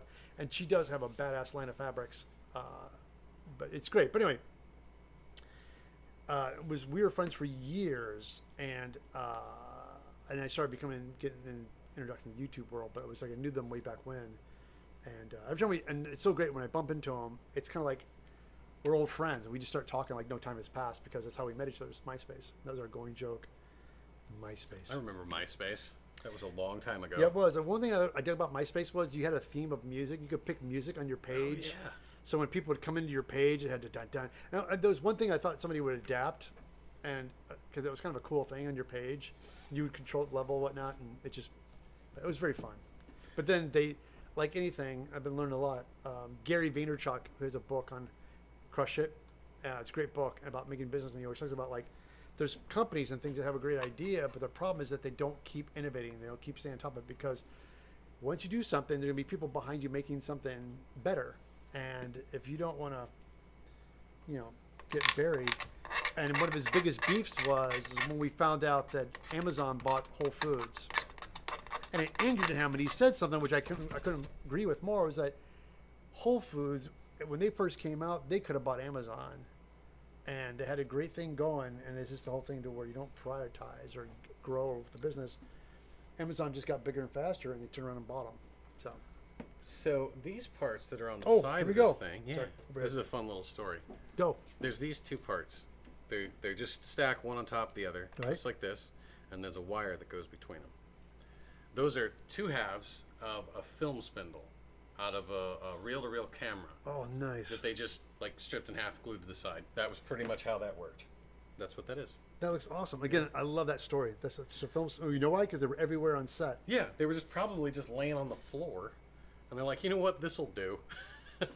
Now, can I have that big old hunk of thing that's there on the side there, the ice cube tray? Dun. This is my favorite part. Yeah, There it is. the ice cube tray, the resin casting of an ice cube tray. Now, does that get drilled on, or? No, it will actually stay there with glue. There's so much surface contact that it won't move. Got it. If you want, you can run some screws through the back No, of it. no, no. I trust you. Yeah. But lining this thing up, you base it on photographs because that's all we have left is photographs. But it should just, those grills right there should just be exposed. Right. And then your screw holes stay open. And Got it. that's how that's located. And then you just glue it up and it will stay, it will not come off there ever again once it's done. Because of all the grid work and surface deal. So. Yeah, there's a huge amount of surface contact.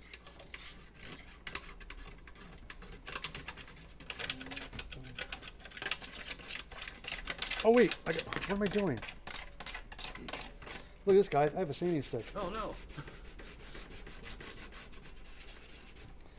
I knew I had these for a reason. Okay. Because right now we're just putting on all the parts that get painted green. And then we'll come back and do the rest of it. Oh, this is so great. It's funny, when you first told me about this, I remember these from my childhood, that certain people, my dad would go on these fishing trips. Yeah. These guys would bring them. So they like, oh, we're going to be there, but we're going to catch the game. So they would throw this on.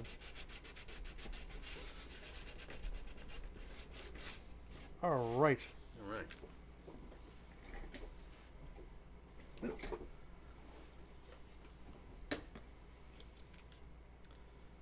Yeah, go heavy on it. Look at that. Nice. I noticed you spread your glue out. Yep.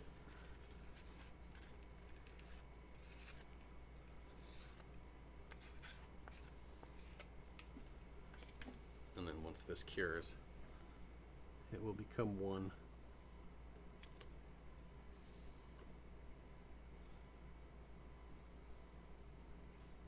Little press. There you go. Actually, you have little clamps right here. Yeah, we do. They're strong. Yeah. So Yeah, I have these same clamps at home.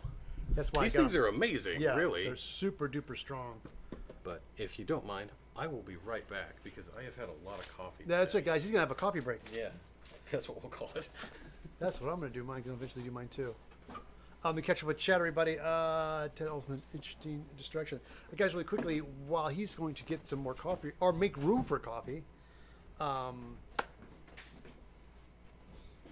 we're open for questions. Anybody have any questions or anything for Mike? Guys, really quickly, for people who just joined us, this is Mike. We're making an alien tracker from the 1979 movie Alien, which was kind of what got me started as a kid. Obsessed with movies and props. He has a YouTube channel called Props to History, and he basically talks about props, the love of props, how they're made, the history behind props, what went into making props, why props are, what certain things are picked, why they do it. He's a fountain of information. It was very smart. He goes, I got all this knowledge. What should I do with it? I know. Make a channel. People also can follow him at TikTok. So he got started on TikTok, got a little bit of a fan base there. But we're going to try to direct people from TikTok over to YouTube, because YouTube, you can start generating ad revenue and making money where TikTok does not pay you crap. I know a lot of people don't. Some people, you can get popular and get people reach out to you and get maybe some contracts and get known, but it doesn't really generate that much income. So speaking of YouTube, guys, if you're watching this and that button's red, please hit that subscribe button, because this is a live stream thing I'm doing here on YouTube, but I'm going to be starting to do it more in the future. I normally stream on twitch.tv/EvilTedSmith every other Monday and Tuesday from 9 a.m. to 11 a.m. Pacific Standard Time, but I'm going to be slowly transferring that over to YouTube. Not that I'm going to stop streaming on Twitch when I start doing different things, but I'm actually going to start doing because most of my fan base is here on YouTube. And I kept thinking, why am I not streaming live on YouTube more? So I'm going to start doing some live streams. So I have some builds I'm going to be putting together so I can start doing my YouTube live builds. And I'll be doing the same thing. Once the YouTube live build is done, I will take it. You guys will have the long version, live version. I'm going to cut it down and have an edited version. But, ask Mike, what was the average airspeed of a... Well, it depends. If it was a northern sparrow or what's it? European or African. Yeah, is a European or African swallow. That's it. European or African swallow makes a difference. Oh boy, that was very funny. I know you got some old guy who knew that one. I know that bit. When we were kids, people don't realize the impact on Monty Python. I was a product in the 70s as a kid watching the TV shows. We watched it on PBS. And so Monday at school was all about Monty Python. They'd run Monty Python late at night on Sundays because all the kind of weird stuff and adult content. PBS would show, but it showed after hours. But everybody who was underage would watch it and then go to school the next day, and that's all we talked about was Monty Python. Do you guys want? It's the most absurd, brilliant, funny show ever. Just genius. Anyway, I don't know. He finally responded. African or European swallow? The ice cube tray. It was so funny that seeing that as it's such a signature thing. On Alien, there's another great shot when Ripley is inside the shuttle, and she hits the control panels. On the control panel, some of the texture is model tree parts from a model kit, stuck on the dashboard and painted. And as a kid, I was again a kid in the theater. I'm like, that's a model tree part from a model kit. Again, that's just.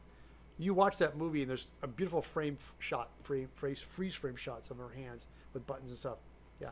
Another thing Bob Burns has is Jonesy's cat box that she crawls on, and that's one of the things I want to do eventually. Is I want to. When Bob was there, I forgot to get pictures. I want to get some nice reference pictures of it.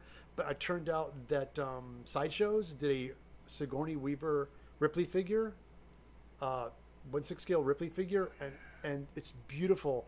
And again, I just didn't have the money because I wanted to buy it, but it comes with Jonesy's cat box, and of course they did all the photo documents, so they did a perfect replica of that. So my plan is to get pictures at least of that to use as reference, because I want to make a foam. My plan is to make a YouTube video of making Jonesy's box out of foam, making the Jonesy cat carrier out of foam, and paint it up. And again, there's going to be graphics and things on there that don't exist. I'm going to have to probably make and stuff. So. But anyway, guys, anybody have any questions besides the Bourne's Sparrow reference? We're here in my shop. We're getting ready. He's going to speaking of cool props, Mike, I have some things I'm going to get for Mike, but he was smart. Nice enough to come up and give me a prop. And really quickly, if you guys have not recognized this yet, it's from Mando. And what it was is he was smart and saw it in Mandalorian. He did the research and got exactly the same thing they did on Mandalorian. And what does he know exactly what this is? It's a Bell and Howell chemical alarm speaker, and it's custom metal work. There's a custom toggle switch on there, but for the most part, it's just the labels on the back pulled off, and it's just painted black. Oh, how funny! And the knob too is great. That's that's a part. That's a stock part from the old light. Yeah.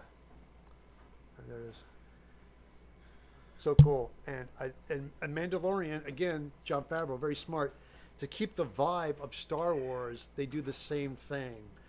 Instead of to keep the nature of Star Wars alive, they take pre-existing things and modify them like they do in the show. And that's what they did. And that's why I was talking about the prop you gave me. This is super awesome. Oh yeah, the Mando detonator or whatever it was called. And what he set up was that when they killed the bird, the big creature, the lizard. Yeah, the crate dragon. The crate dragon. This was the detonator. And the explosives that they used were actually Yes. tubes for mortar rounds. Yeah. Used by the British military and the U.S. military. I recognized those immediately when they went to grab them. Is that you can buy those? And they stuck stuff and they painted them. Yeah, they're like, I think you can buy them for like $15 Yeah. sometimes. And they did a great job. Buy them for Well, oh yeah, used to be able to until people realized what they were. Exactly. And then it's well, they're doing that right too. Every time they do anything in Mando, they grab it, and there's the what's the girl mechanic with the device. She had like a light. You can get those. You can get those at Harbor Freight, and now good luck in trying to get them now. Yep, I did a video build of one of those, how simple of a build it is. It's literally a repaint. Yeah, that's all it is. And I was fortunate to find one when I did, because now Yeah, for some reason they're Harbor Freight's bestseller. yeah. You can still get them. I'm It's sure. actually a pretty decent light. Yeah, it is a decent light. So this was the Overhead. the cover for where the earphone went, and you just cover it up in a section of grill Got and it. leave it exposed, and it's totally fine that way. And that's how they did it. And I love that. I love that it's just random bits. And then when they needed to fill a space like they did with this, they just went ahead and put some of these in there too, and I'll glue that down. And they would just use it for texture. Nice. Oh, there's my bean. We have a doggo. Excellent.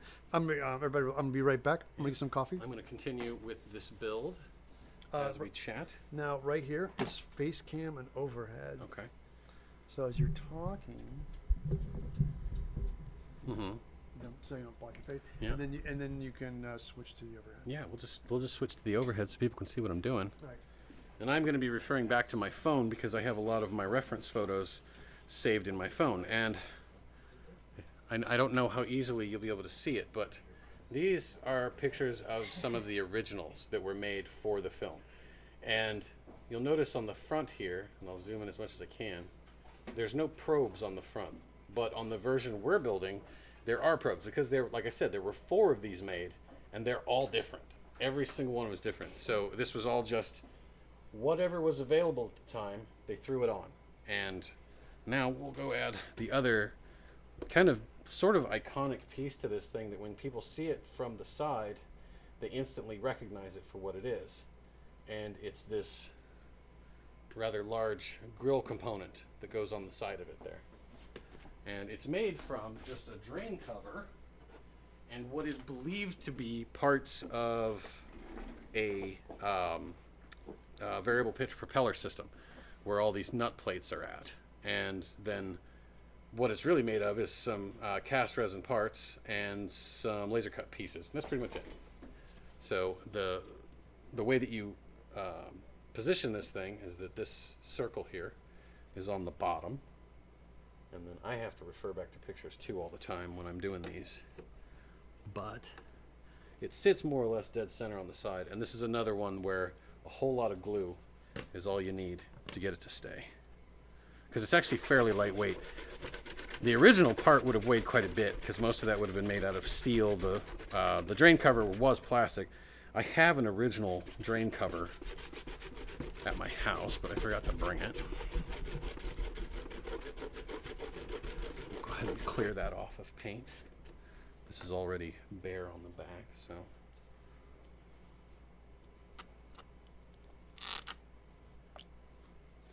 Using up that glue. A piece of cardboard. Yeah. Get a little strip of cardboard here real quick. Oh, that's a great big thing. Just tear the end off of it. Perfect. And then spread the glue around.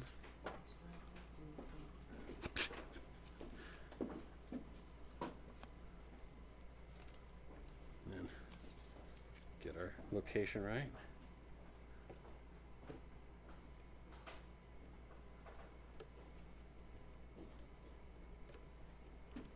And let that cure. And that's the big grill assembly on the side. Now, a lot of the other parts that get added on, we have to add them on after we paint it because they don't get painted olive drab or the olive drab color like the rest of it does. And Ted, Yes, sir. I think other than a couple of little parts, we're almost ready for you to paint it. Oh, I'm excited. So we will go ahead and pop this guy together. Because now it's a matter of positioning when it's all put together. It's got a couple of rails on the bottom. Oh, I see. I can see. Yeah, kind of. See, kind of going there. Go. Okay, that's sorted. And then, Oh, and that's where the thread screw bolts it up to. yeah, yeah. And then this is actually held in place with these screws down here. Right. Here and here, and then on the opposite side. And I've got, like I said, I've got like 2 more parts to put on, and then it's ready for its initial coat of paint.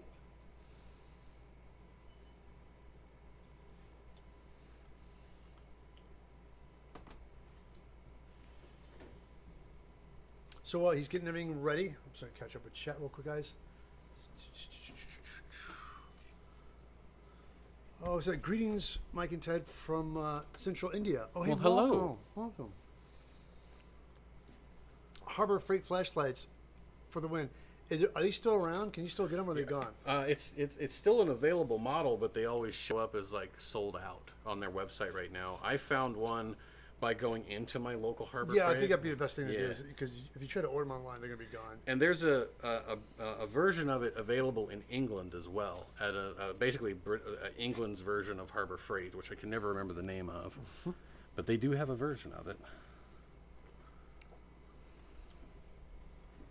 So we'll glue that part down. And It says, I've been think of doing a monster Scooby-Doo and wonder if you could do a monster from Scooby-Doo, what would you do? Oh, it's funny you say that, because I did do a monster from Scooby-Doo. I'll show them. Stay right there, because I did this. Hold on.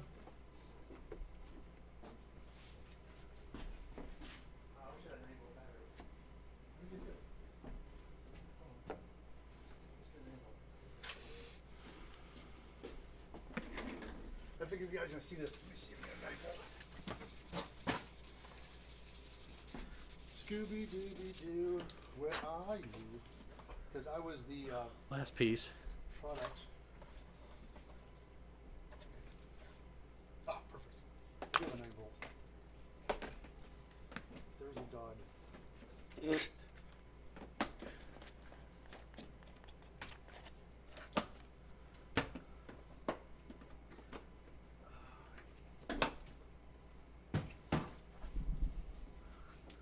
So that right there, this probe, or whatever it's supposed to be, this sensor, it actually changes between all of the different props. There's 4 different versions of this, and this is another one that's unidentified.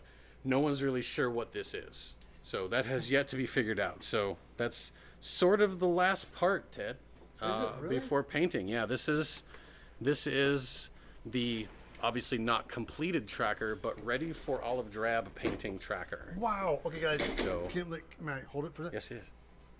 What? Look at this. Look at all this madness. Yeah. That's now hold. I'm gonna go get the other TV so people can see the difference. Yeah, he's gonna grab the other one. This is all the stuff with the pieces on it. How they went nuts and glued everything on. I love that this is a drain. So this is what it started life as, Right. and then it's all a bunch of junk glued on it. That's awesome. Yeah, and then now it just needs to be shot with olive drab, and then we can keep right on building. Fantastic. Oh, Something fell off. That's not surprising. Here. That's sort of par for the course for this stuff. This I think it's an extra. Oh, was this glued on? No, this is glued on. Hold on. I got it. Oh no, actually that doesn't go there. Actually, I think that was an extra. Looks like Oh yeah, no, that was an extra. That wasn't glued on. That's just tape residue. Oh, fantastic. And All I right. think we did have one little piece pop off here, or 2 little pieces All pop right. off. So we'll So get we'll back sort to that out, because this is why I always do spares of these, because they will inevitably come off. Got it. I'm actually restoring one for a friend of mine that he built, Greg, who did a lot of the work on this kit and developed a lot of the parts and techniques. I'm restoring his, and over the years he's lost a lot of these. Right. And Somebody said my Scooby-Doo villain. You guys ready? Here he comes. oh, that's amazing. It's Charlie the Robot from Scooby-Doo. And you can see his eyes light up, of course. But this is my. There was a bunch of us going to Dragon Con some years back, and my friends were going to do Scooby-Doo villains. And I'm like, oh, I'll do the Space Ghost, and that guy's doing it. I'm like, dang it. All right, I'll do the Deep Sea. Nope, he's doing that. Like, everybody was nabbing up all the characters. And luckily, I screamed out Charlie the Robot, and they're like, who? I'm like, done. Sorted. Sorted. And so, yeah, this is Charlie the Robot. I have a full blown. I very rarely wear them. did it, and I don't know. I might get rid of them someday. But anyway, there. So I talked about this a little bit ago. The one part that I identified. So There it that's is. it there. That's the part right there. Yeah. It's the headphone that came out of this little box, and it goes right there. That's it. Excellent. But that's only on one version of it, because it changes prop to prop.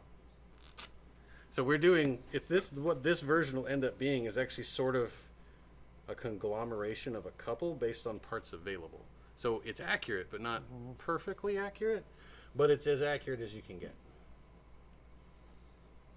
Because some of the parts are just unattainable, or I haven't gone through the process of modifying them, or what have you. So we'll add this screen after it's painted, because it just gets painted black, which I believe you already did. Yeah.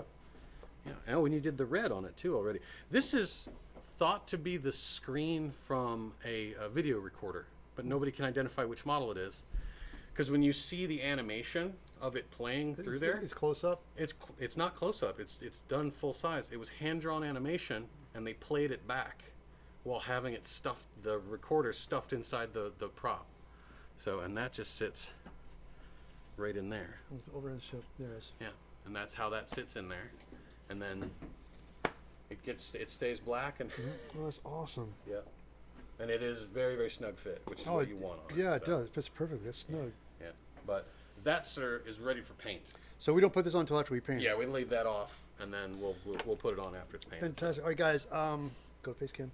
We're going to get ready. I'm going to go over to the spray booth. You have paint Yep, for me? the paint is over there. Yeah, I'll go grab it. Grab it. I'm going to go to my spray booth. Get everything set up.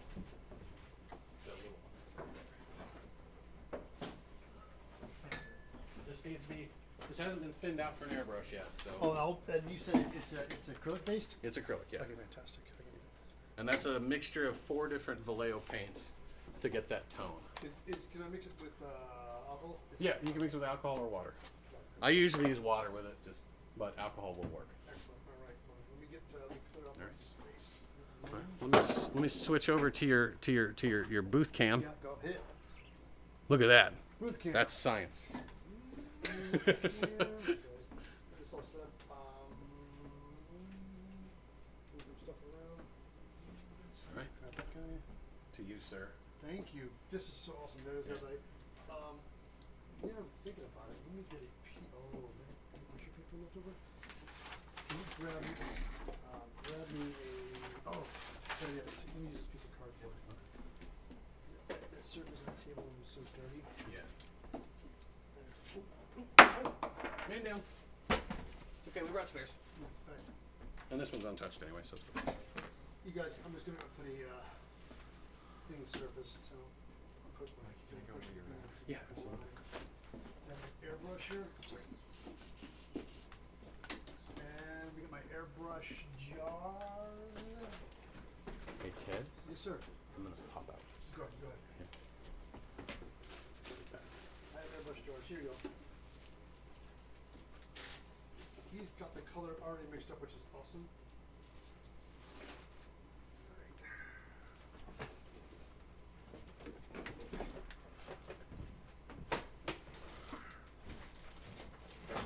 Alright. So, yeah, you can see here, we got the paint, so I mixed up. I'm going to add that to a little jar, an airbrush jar.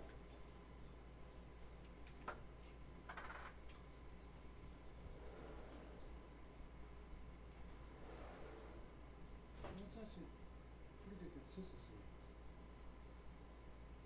Not bad. Let's see how that goes on before I thin it down. Grab my rubber gloves. Alright. just holler if you need anything, Oh, you Ted. got it. Alright.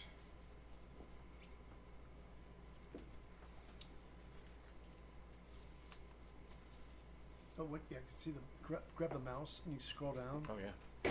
right there. Yeah, and you scroll. You'll see the chat in the bottom. I know. Hello, Tim. Hello. Every time you go to the when I switch screens for some reason, it kicks chat all the way up for some Oh, reason. that's weird. Yeah, so if you scroll all the way down, you can see.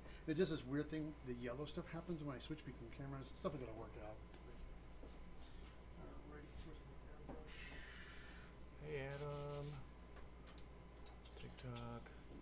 toy guns.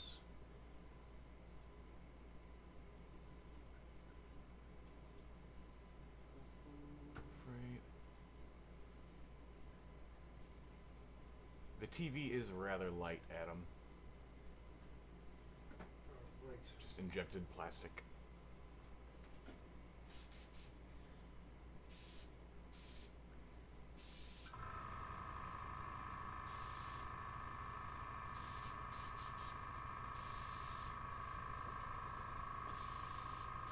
Oh yeah, definitely. I can tell it's going to be a little bit. A lot more. Yeah. Just a little bit more.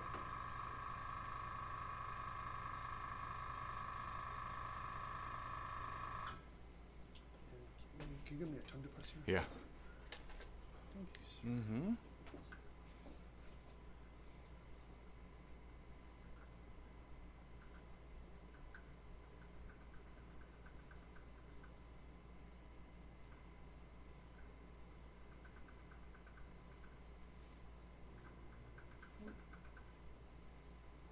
Yeah, he's right. This will be plenty. This will be a little bit more. See how it's doing. Back up.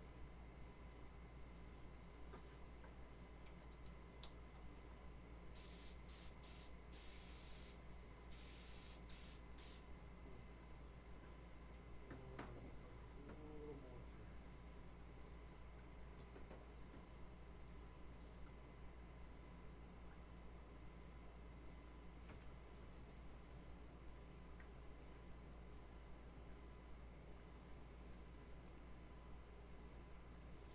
Might turn up PSI on my AirPods too.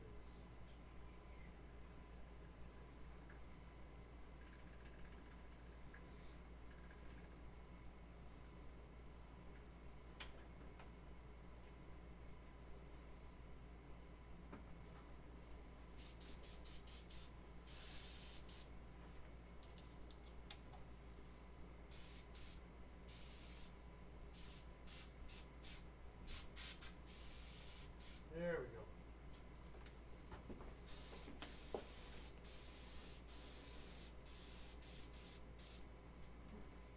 You should turn my speakerphone.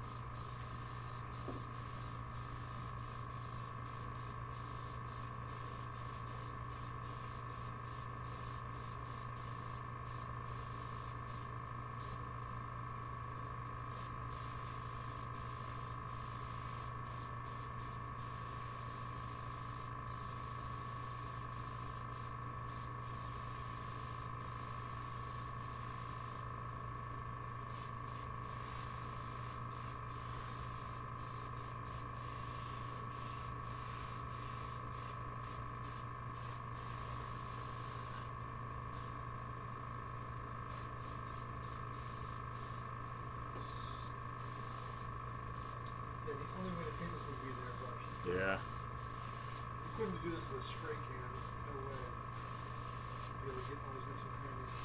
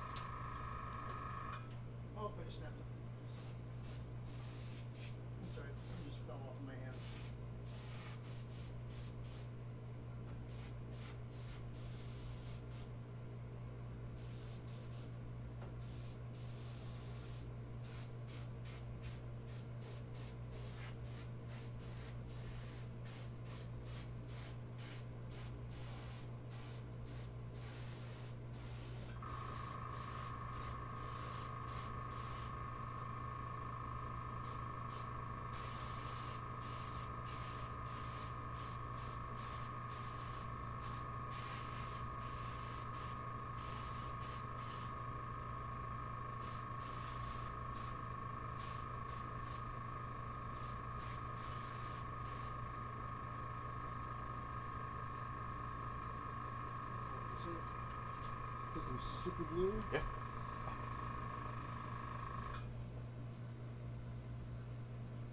Does that fill up from there? That's good.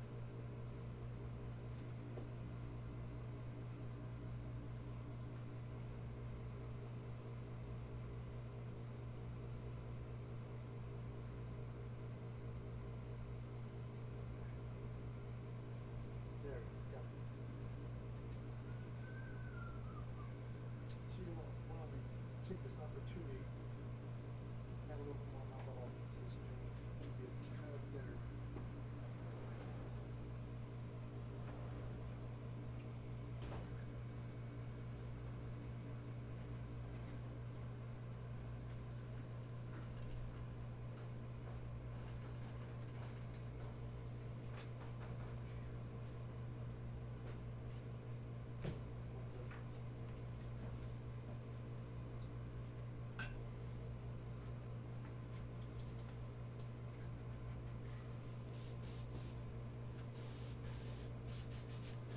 Oh, yeah. There we go. Start spitting. Oh, way too far. If you get some overspray on it, it'll be more accurate. All right. Can you give me a paper towel? It's right there on my end of my table there. Yeah. Thank you, Scott. There's too many. Just one. Thank you. Just a lot. Oh.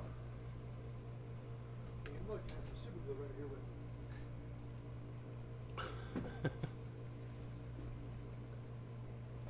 Oh, generous super glue. There you go. Still a cleaner paint job than what was used on screen. You know, while I'm painting, you can see the microphone. You told that story about making one. Yeah. More accurate. And the guy's like, "This is garbage." Yeah. Yeah. Yeah. Yeah. They really did, like, particularly these things back then, they were made in such a hurry that it really wasn't that much of a concern, and they were barely seen on screen. Right.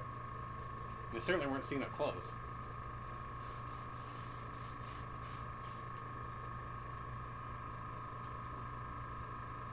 And there's the whole didn't need to worry about high definition video back in Nope. the day. You know, that's another big thing that people don't realize, that this film is so forgiving. You could make up, everything changed. The digital age, everybody felt it, from the makeup artist to the prop maker to the set builder. What you could get away with back then, it changed the prop world. That's why everything we had to make had to be freaking perfect. It was ridiculous. Yep. Yeah, it really did. It changed the face, how things were built, because digital.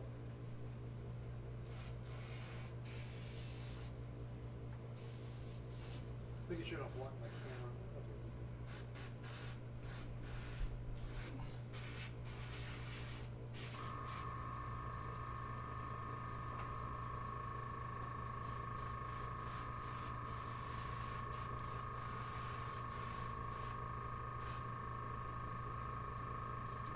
Focusing on the pen. I'm sorry, the drain. I love this. It's some British drain too. Yeah. It was. They were apparently marketed for drains in kitchens. Ideally.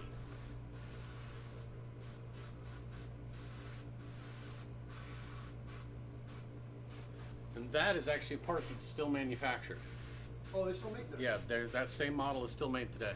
Are they plastic or metal? They're plastic. The original ones were metal, but the ones made today are made out of plastic. But the style remains the same. Yeah, style. Yeah, everything about it's the same. The measurements, the style, everything.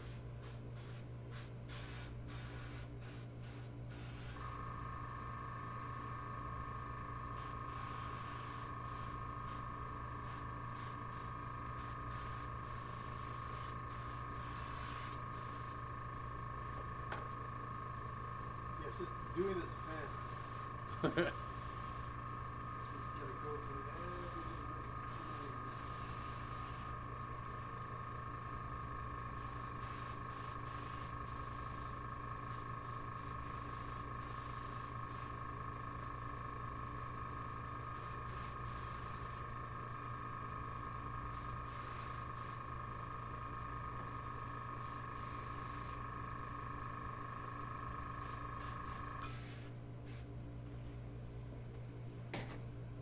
Cullen's Workshop says props to history and Evil Dead. That's true.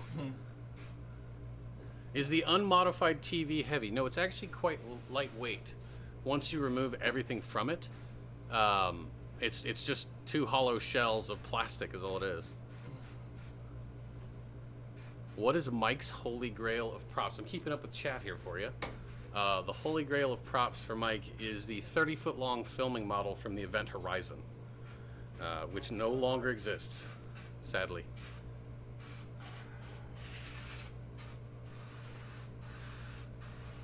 Yeah, God knows where that's at. It's disassembled and destroyed. Most of it was discarded, yeah. Yeah.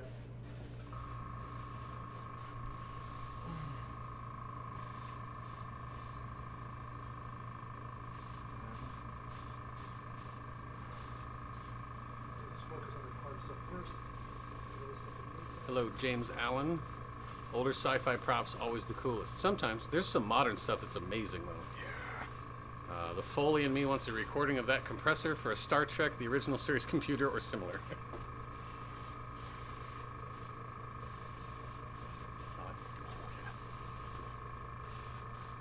Let that cool down.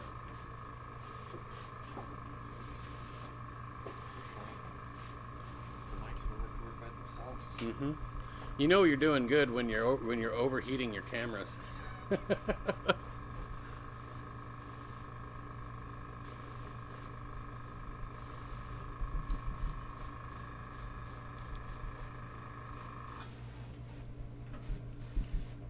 Ooh-wee. Oh yeah.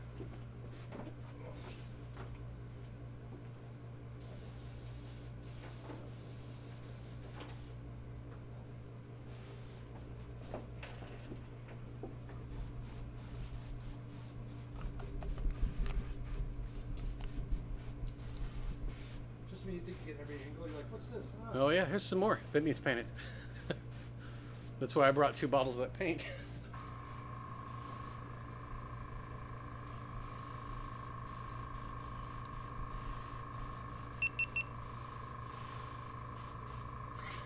Adam sent me a message like, "Hey, I see your legs in the background." Nice. All right, this one's ready when we start recording again.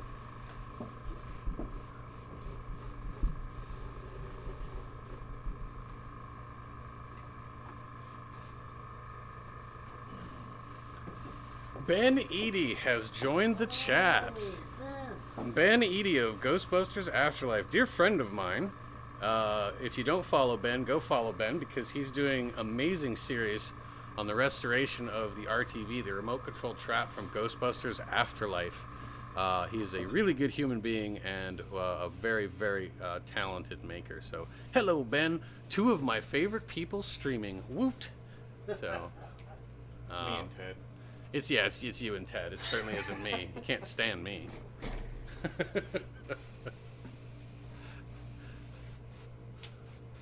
This has to be heartbreaking as a model maker and prop maker to see props and models you worked on just be chucked in the garbage. Yeah, but it happens.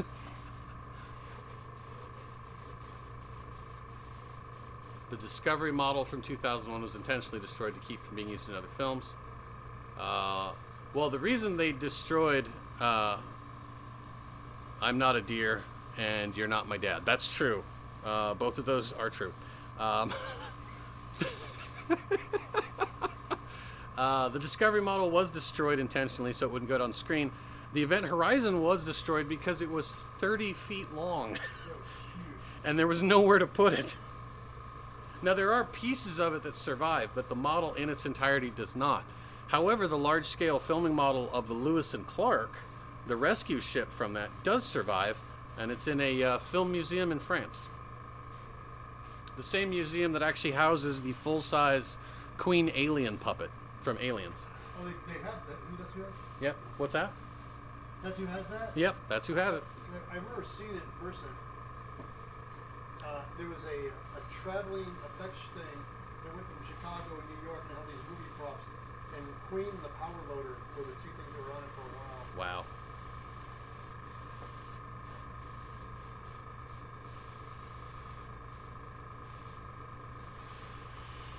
Now, as this becomes more closer and closer to being one color, you start to see why they added so much to the surface of it, and it's just to give it interest. Yeah, it does. It's like something's going on now. Yeah. Yeah, it's funny. You're absolutely right. 'Cause it seemed a bit much, but now when you paint it, it looks cool. Yeah, it starts to kind of come together a little bit.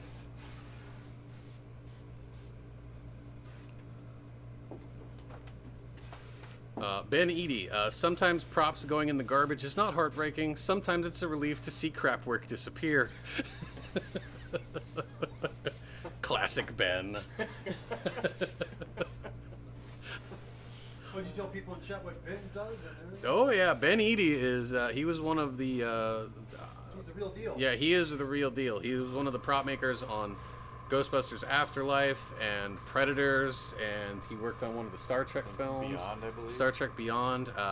Extremely intelligent, amazing human being, and a good friend of mine, and also all around just a fun guy to hang out with. So Ben has opened a lot of doors for me, so I owe Ben quite a bit.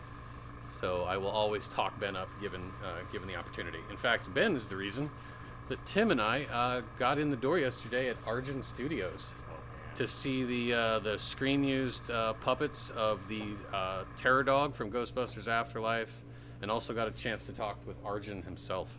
Arjun is a super awesome guy, so I was really glad that happened. So thanks, Ben. Thanks, Ben. Thanks, Ben.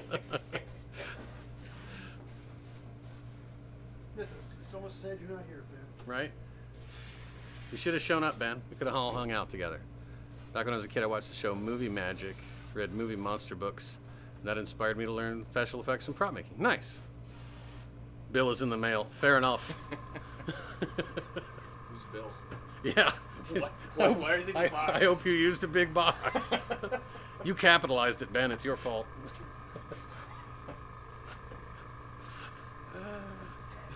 This is fun, trash talking other prop makers on a live stream. Kidding me's a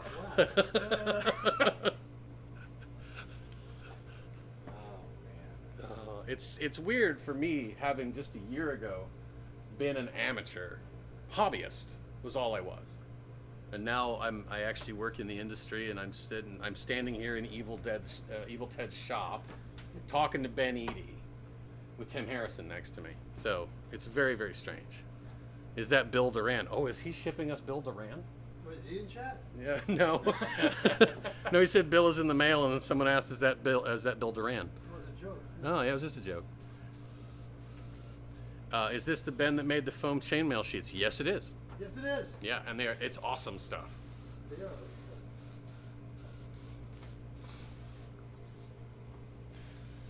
That's an interesting question for any of us. Ted, are you self-taught as a prop maker, or did you have any formal education in this? Oh, me. It was all school, just like making shit up as I went. And when I came out here, can they hear me? Oh, Mike. We can hear you. You're mic'd up too. So when I came out here, I had the basic fundamentals of making things, but not like I had cardboard and duct tape and balsa wood, and the concept was basically the same, but it's just different materials. The thing that was the game changer for me was silicone molds. When I learned how to make a silicone mold, it was like groundbreaking. Like, oh my god, if you have a really cool part, you don't have to sacrifice it. You can just make a mold of it and use it over and over again. So that was, and I got into model making, so we would just make gang molds of cool detail pieces, and so. My first chunk of years of work when I came out when I was 25 years old was basically model making, and that was like, and I learned so much working with all these great model makers. But yeah, I was kind of just learning as I went, and I worked with really great guys. I just learned as I built and learned from other people. And that's no formal training, no school, and at the time too, this was 1989. There was no schools for this stuff now. yeah. And now, I mean, there's plenty of schools, but most people can tell you, school can only teach you so much.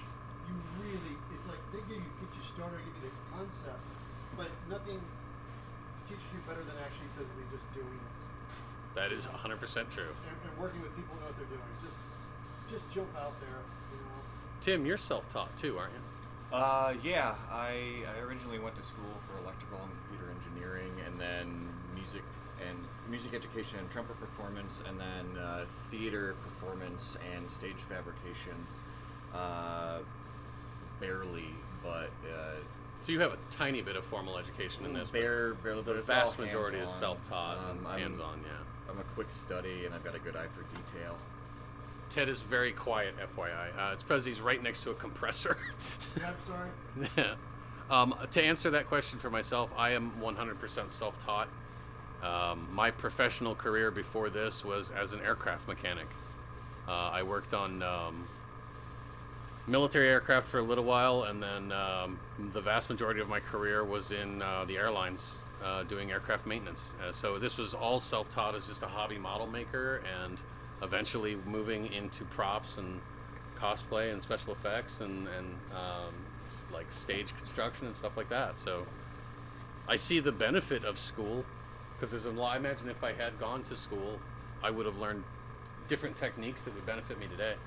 And I'm sure I have plenty of bad habits from being self-taught, but I say I do pretty okay for having never gone to school for it. Yeah. So, Engineers. That's true.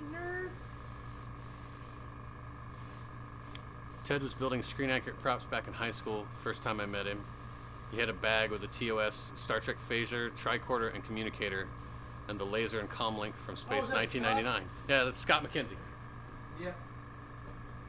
I know that story. Yeah, I know. Ben has some formal education, but that would probably cross over. But he was engineer by trade, as I understand it. Of course, he was infantry before that.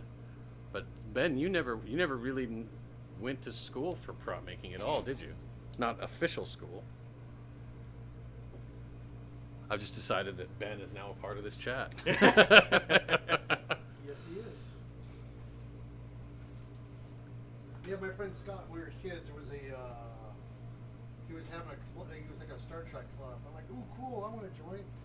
So I showed up with all my little props I made. Like, hey, can I join the club? And they're like, yeah, okay. Sure. What's with these props? Like, I thought I'd show you guys. And yeah, it was all made out of poster board. That was mine. 99% props and special effects are a modge podge of different skills. I have worked with every walk of life. I think the skill set is to be a nerd and good with tools. I'd agree with that. Yeah, I'd agree with that. Going to school. I watch Evil Ted, Odin, Bill from Punish Props, and just everyone on the internet. Before that, I read books and watched behind-the-scenes stuff on DVDs from Garrett Wittenberg. Also, a completely valid way to learn this stuff. Mm-hmm. I knew nothing about using EVA foam at all until I found this fella, Evil Ted. And I learned an enormous amount just from YouTube, because YouTube is your friend when it comes to making stuff.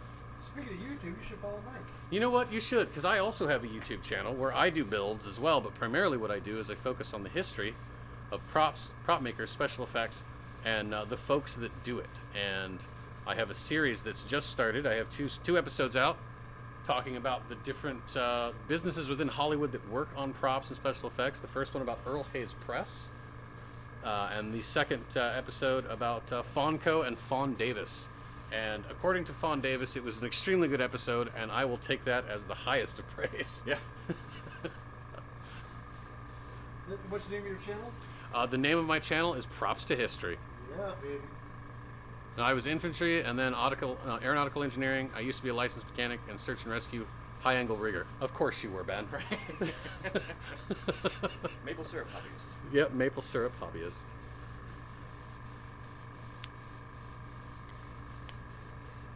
Ben Eady defines the maker mentality. Yeah, I'd agree with that too. Oh, I need to grab something out of my car. That thing. The thing with the stuff? Well, from Harley's. Oh, yeah. Because I want to show that off. Yeah.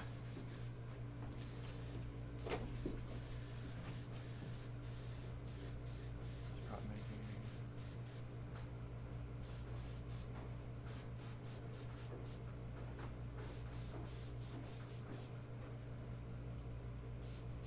Just when you think you're done, wait, what?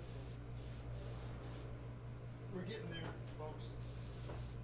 It's looking good on camera. Thank you. You're right, the paint. I think they've done a little bit of alcohol. It's really going a long way. So.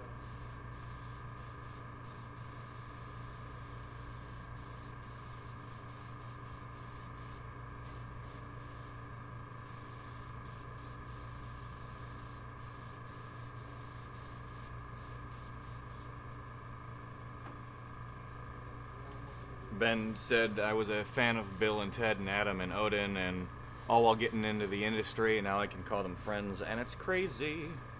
Yeah, when you meet people, you kind of hit it off really. Yeah.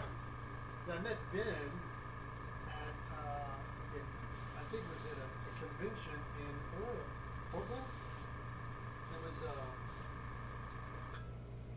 he came up to my booth. He was like, hey, I do this and that, and he started showing me amazing pictures of all this NDA stuff he couldn't talk about. I was like, holy crap, why are you fangirling on me? Like, it's like, dude, you do amazing work. He was building the gimbal rig for the full-size set. Oh yeah. That was the Star Trek one. It was the, And Ben, you did 2 of those special effect camera rigs for Star Trek, correct?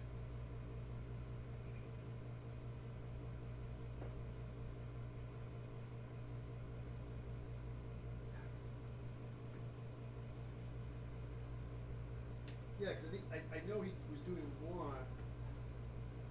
Was the set was I don't did he do Into Darkness or I think it was Beyond. it was Beyond? That was what he was doing. Sorry. I think. It'd been crazy if you guys worked in the same movie.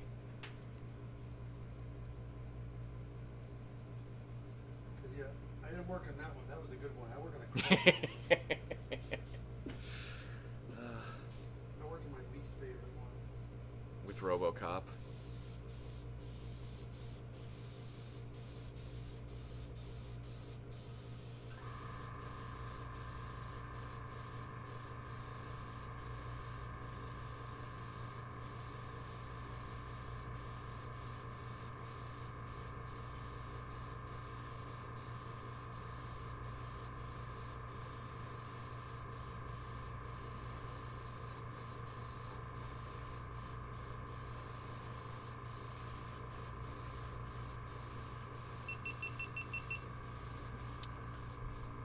Camera's talking to you.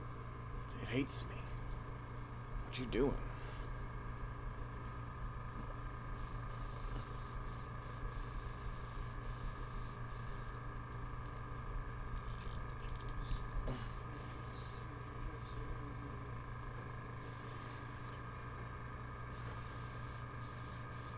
Ben said they had to fit the camera dolly in the roof of this set into my giant rotating rig, and I knew how to make it work, so it was added to my plate. It's the very usual, can you do the thing with the stuff? Yes, I can. Do the thing with the stuff. Yeah, was afraid of the paint's so fresh. I gotta get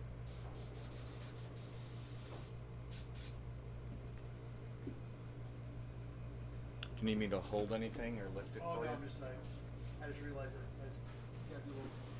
because the paint's so fresh, I don't want to lay it down in the corners because Oh, yeah. it did just what I knew it would do. Take some of the paint off, but I'll have to do a little touch up.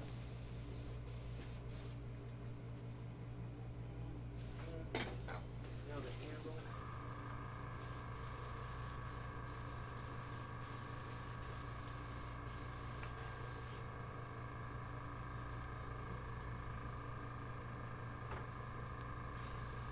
So, Ted, I'm going to brag about something here for a minute, if you don't mind. So I'm going to change this over to the face cam. So, I did an episode on my YouTube channel, Props to History, about a place called Earl Hayes Press. Now, Earl Hayes Press has been around since 1915, and they've created fake magazines, fake newspapers, including the recurring newspaper that has been seen in film since the 60s. And it's the one where you see the meme with like Ted Bundy or Al Bundy. That's a different person entirely. Al Bundy, and then you see the same actor later in another show looking at the same newspaper. Well, while I was there, I asked, could I be a rentable prop? And because they do fake magazines that get rented out all the time to film, they took my picture, I signed a release, and now I am officially a rentable prop.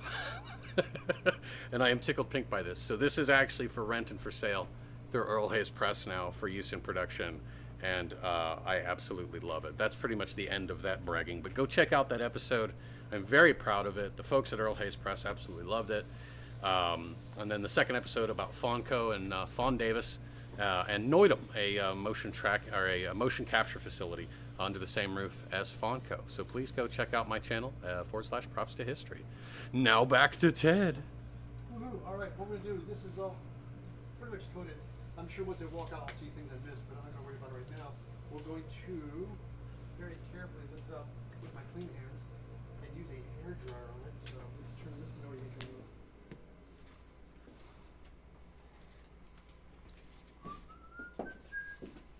All right.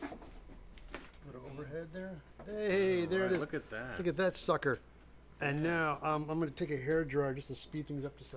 And the camera does not show the true color very well. No, it's really weird. But that is as close to the original green as I've been able to do. Oh, see, I've already things I missed. Look Yeah, there's a couple spots. Once we get a few washes, it won't matter. Yeah.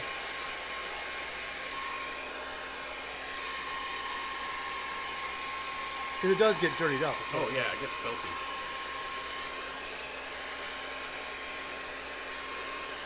There's no stop. Stop it. Oh wow! See it? Now you can see she's fine. She's just trying to find food in the ground. Sorry, I should do this on camera. Sorry guys. Sorry. Now, when you blow dry paint like this, does it negatively affect the paint in any way, or is this just a completely viable way to dry it out faster? Yeah, dry it out faster. Definitely. It's just I work at the prop house. We would do this all the time because the going joke was if you're painting it was going out that day. It's like, oh shit, it's going. When's it going today? There's paint on it. Time to leave. Yeah, it's like, dude, I'm painting it right now. Well, they pack it up. Like, so you're sitting with a hair dryer. Like, yeah, we had things go with bubble wrap texture on it Nice. because we wouldn't let the paint dry long enough, and then we get yelled at for it. Even though the other one's forcing you to push it out the door. Yeah, because they. That sounds right. That sounds exceedingly familiar.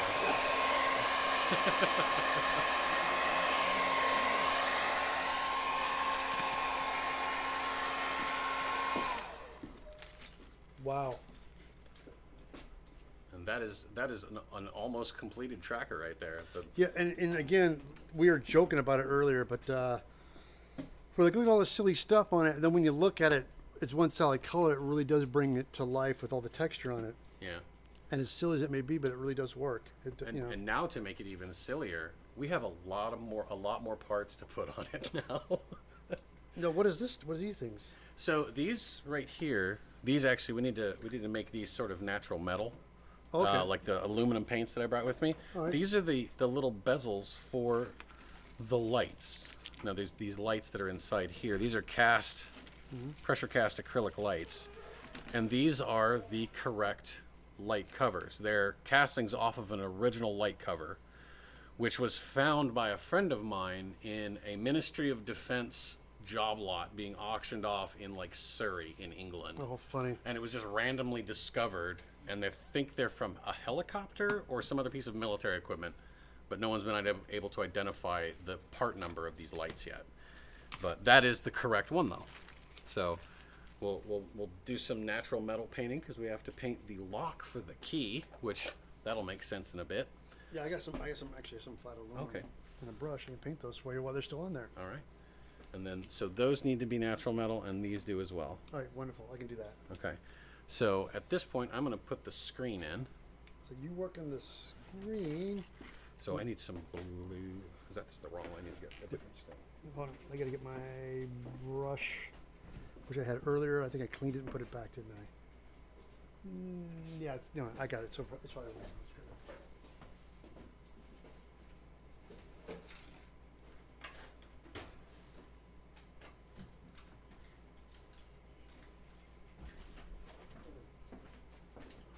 So that is the screen that's going to go in the viewer, and it's just laser cut, but I need to paint the back of it blue. Oh, like a paint blue or? Yeah, just like this color blue. This Yeah, is yeah. sky blue. There you go. This will make sense in a minute. Oh, here, let me get a brush for you. Yeah. Tamiya paint. Yeah, that's mine. Or Tamiya, depending on who you ask. Yeah, to me it's Maya. You say to me, I say Yeah, Maya. potato, that kind of thing. So the idea behind this is that I laser cut this and laser engraved the grid. So I'm going to paint this side where the paper is blue so that only the lines are blue. And then after I've painted it blue, I'll paint over it all black. And when an LED strip is applied to the side here, when you see it from the other side that's unpainted, it'll look like the blue lines are being projected just like it was in the film. Interesting. Yeah. It's a weird effect that was apparently just done with a video recorder jammed inside the prop.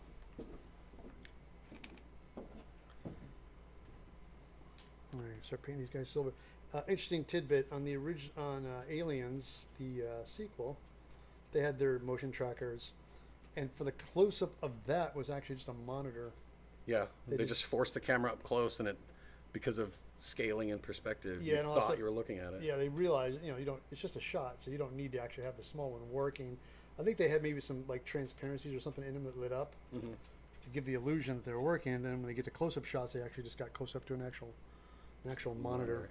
Yeah. Which you're thinking like, of course, why would you want to do it on a little one? It'd be ridiculous. And again, those screens, when you watch the movie, you have an idea that they're good size. You can see them, but when I saw this alien tracker, like that screen's so damn small. In the movie, like, they're looking down, like looking at it like kind of really quickly, and in reality, they'd have to stop and lean down to look at it because it was so small. Yeah. Where is your brush cleaner, Sarah? Oh yeah, I got some here. I just take a cup. Squirt. Oh yeah, I got just a bottle of water. Yeah, that's fine. Yeah, it should be. I just had it. Oh, There it is. That's it.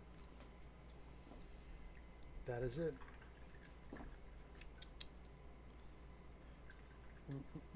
many times I've made the error of using my coffee cup Oh, I to aim in. clean brushes, so I know full well what acrylic paint tastes like. Speaking of that, let me grab my Yeah. coffee cup. Yeah, move that right in the way. So Let me move that over here.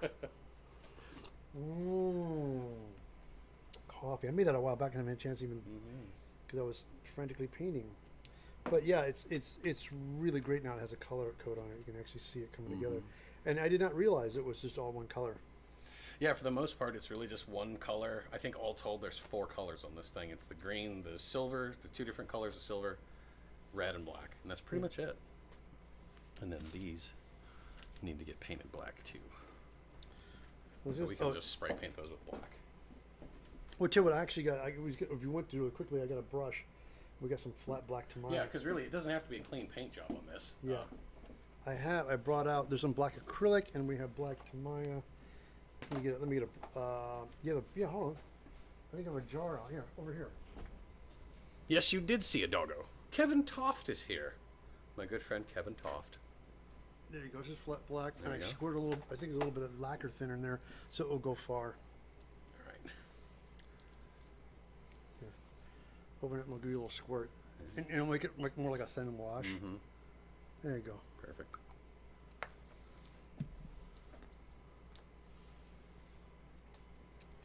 The explanation of the glowing blue lines, I'm going to need a video tutorial. Don't worry, I will be showing you the how it works and the effect of it after we're done. I got to let the paint dry, though. That's where the hairdryer comes in handy. It's funny, yeah, I used to paint things and just let them dry. And I worked at the prop house, like, no, go. Yeah, and then you don't have the chance. So everything was hairdryer. And it's crazy it is, it does it does speed things up. Because the heat warms up the curing process. Sometimes we were doing automotive paint. We worked in California, so this one thing was great about the daylight. Sometimes I would if we had like an hour, half an hour, we'd sit outside. And Just that let would- the sun cook it. Yeah, the sun would cook it, and man, it would just dry really nice. That was the one thing that, like, living in California, because as a kid, grew up in the Midwest. You painted something, and it was damp outside. You were kind of screwed. Oh, where'd you grow up at? St. Louis, Missouri. Oh, really? Born and raised. Nice. Our mutual friend Scott Pope lives there. Scott Pope and SKS Props. Yeah, Those guys. yeah. Oh, And my friend Scott, who's in chat right now, he still lives in. Steve's in Kansas. Is Steve in Kansas? Oh, what? City. Steve. SKS. Oh, I didn't realize he moved. He Oh. did move. That's right. He did move. That's right. Kansas City now. That's right. My bad. That's why that con's his local con. You're right. Oh, because I was thinking he was driving in, and so he actually lives there now. I know Scott's driving in Pope. Is he still in St. Louis? Yeah. Yeah. Yeah, but Stephen relocated. That's right. And he's another one of those fast, phenomenal builders, but he's also a really good painter. Mm-hmm. And it makes me realize how I'm a lazy painter, and I just all my techniques and tricks. I'm like, oh, it's good enough.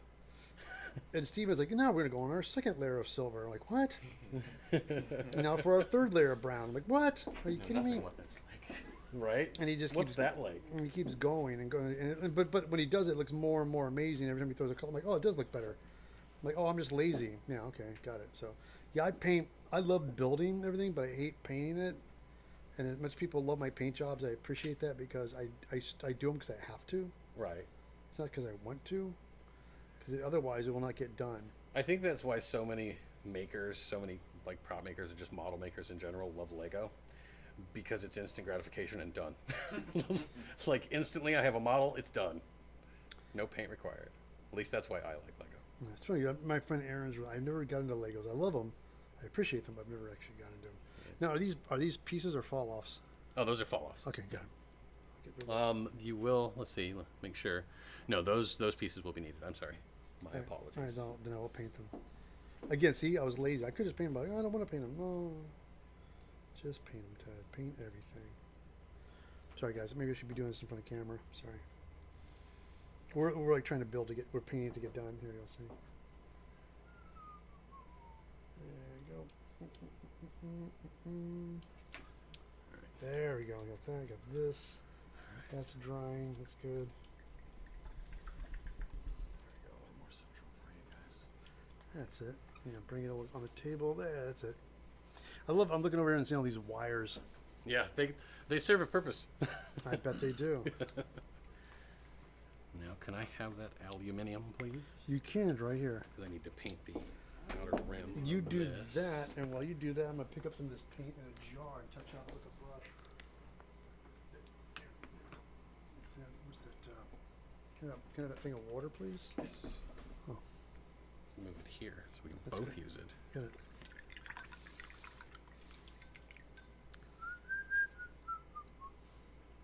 Hey, everybody, thank you so much for being patient with us.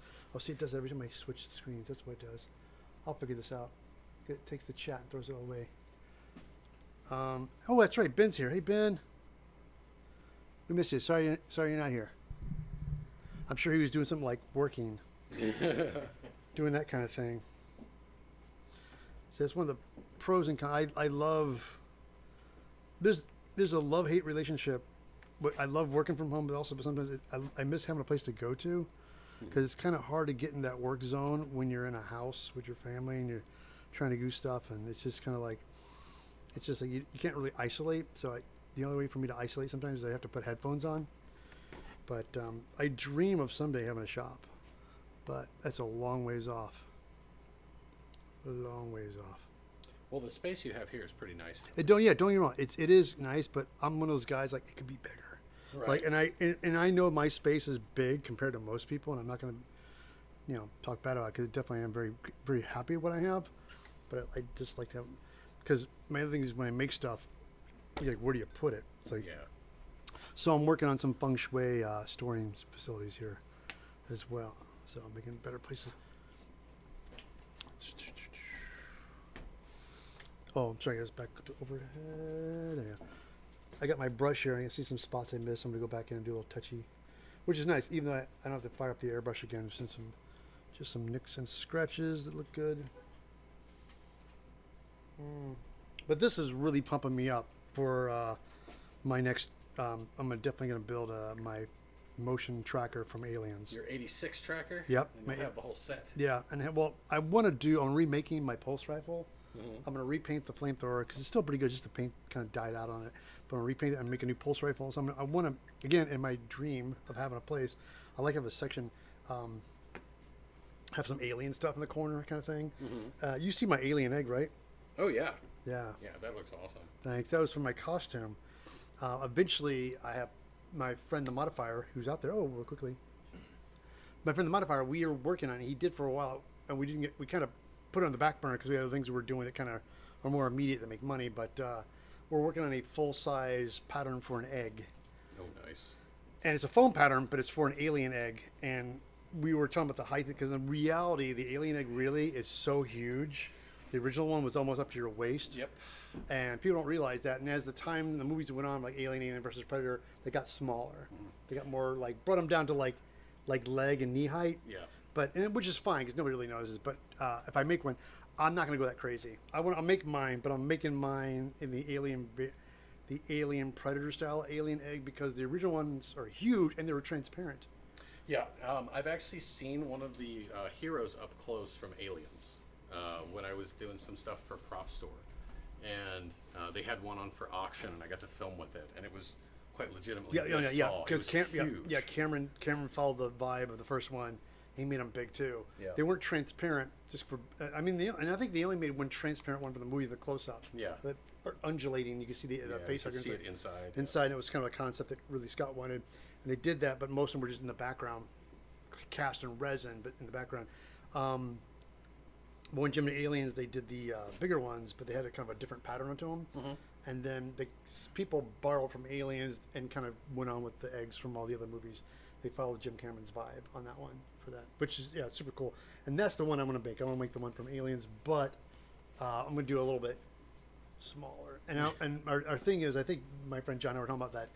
We'll tell the fans if you want to make it bigger, you can. Yeah, are you going to make it scalable so that Well, that's the thing. The patterns themselves, any pattern, if you just go to take a section of it, go to a copy store and have them blow it up Just for have you. it blow it up, yeah. Okay. Or you can do it old school like I do, is get an overhead projector and just go.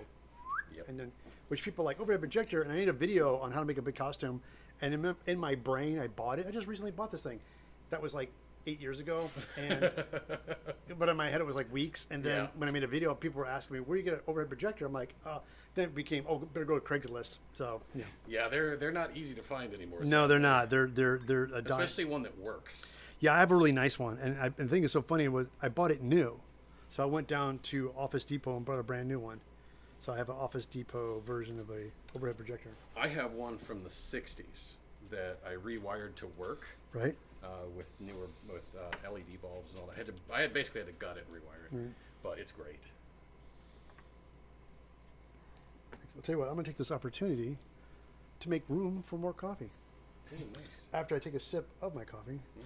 This has been exciting, guys. This has been a blast. Everybody, thank you. I have been enjoying this thoroughly. Thank you, everyone in the chat, because you've all been really, really wonderful. Oh, Full Power Creations. Hello. Oh, yeah, he's here as well. Oh, let me scroll down chat again. I do that thing where it just goes. I got to work on YouTube chat. Every time we hit chat, it just takes the video to the bottom. Oh, Adam Watney's in here. Yeah. Marty's in there too. Is Marty in there too? Nice. There we go. We got. Oh wait, Vince goes, haha. Let's design a laser cut overhead printer project. Oh, you mean like make a kit you can put together and make an overhead projector? Cool. I think the only thing you really need to get is the lens. Yeah. The lens to make it Cast it in crystal. and sand it. You know, the actual lenses to look at the stars are pieces of aluminum these guys buffed. I watched this whole. Mirrors, yeah. They're giant mirrors. These people would sand and get local workers and slave labor people to sand the things. Back in those days, get on that, Yeah.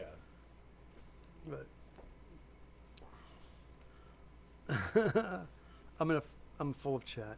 I'm full of chat. Oh, Kevin Tosig. Kevin's cool. Yeah, hi Kevin. How you doing? Have we met Kevin? Have I met Kevin? You've not met Kevin, I don't think. But Kevin is actually the guy that I found him through TikTok. He's a big time fan. He's a wonderful guy, and he's friends with the artists who created Vigo, the Carpathian. Oh, that's how it happens. He opened the door to That's- make that so that I could do that's- that. So thanks, Kevin. Kevin, you're a wonderful human being. That's how it happens, people. Yeah, that's it. 90% of this business is connection. This is, people. It's smooching and making friends and doing stuff. People would actually love it. Hey, can I glue this on? Yeah, by all means. Which way does this thing go? So the knob goes out.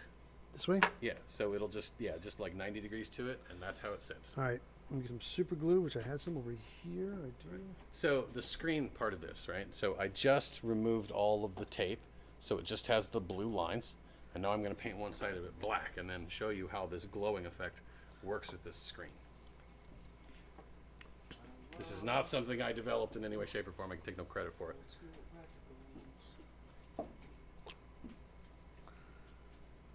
And there's the, so cool. Oh, sorry, go overhead. Sorry, guys. See, now I just threw this piece on.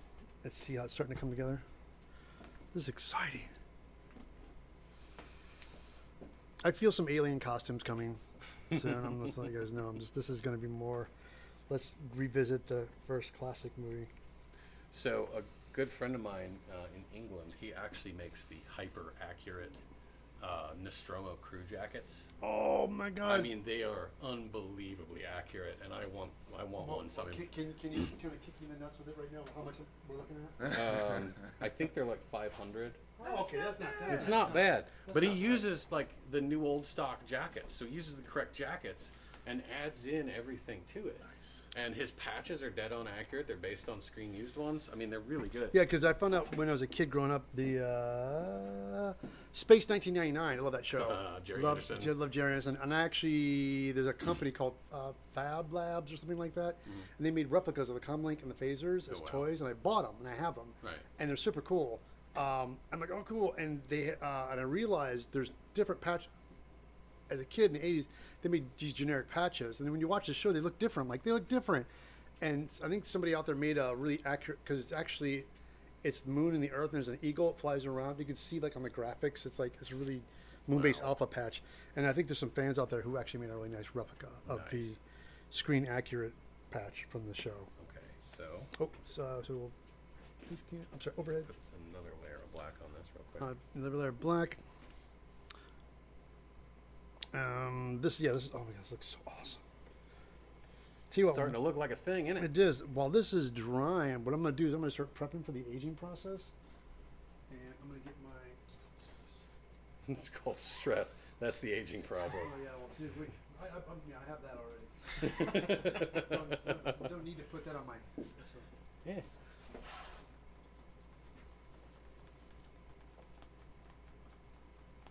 Oh, come on. You damn water bottles. You buy them when you go to use them and they don't...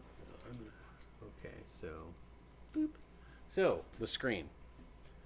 Now that it's painted black, you can still see the lines coming through it. I need another coat of black on there to completely fill it, but you can still see the blue lines. Now, if we take a light, and now the LED lights will go around the outside edge of it. They won't go in the front or the back, but if you put it right on the edge, and because the black paint isn't completely cured, it's not perfect, the effect isn't, but you can see how it picks up those blue lines. Now, once this is concealed inside the frame, bear with me a moment, and that's all you're able to see. When the light is actually hitting it from the side, it glows. But that's how that effect works. It's an old practical effect to make that work, and it's just one that I mimic with these parts.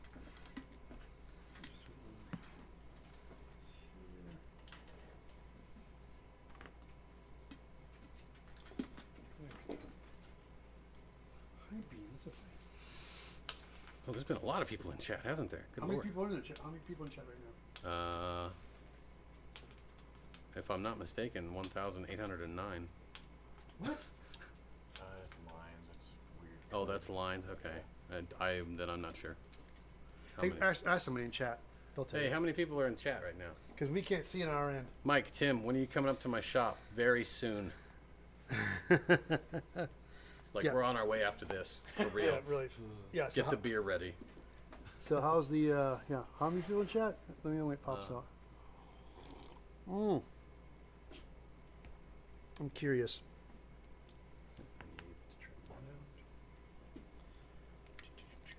Got this, and you don't need this. Throw this down. It's trash. Oh, you can throw, yes, throw in the trash can for me. Thank you. I was trying to. Oh, what's up, Beano? I see you, buddy. Bean dog.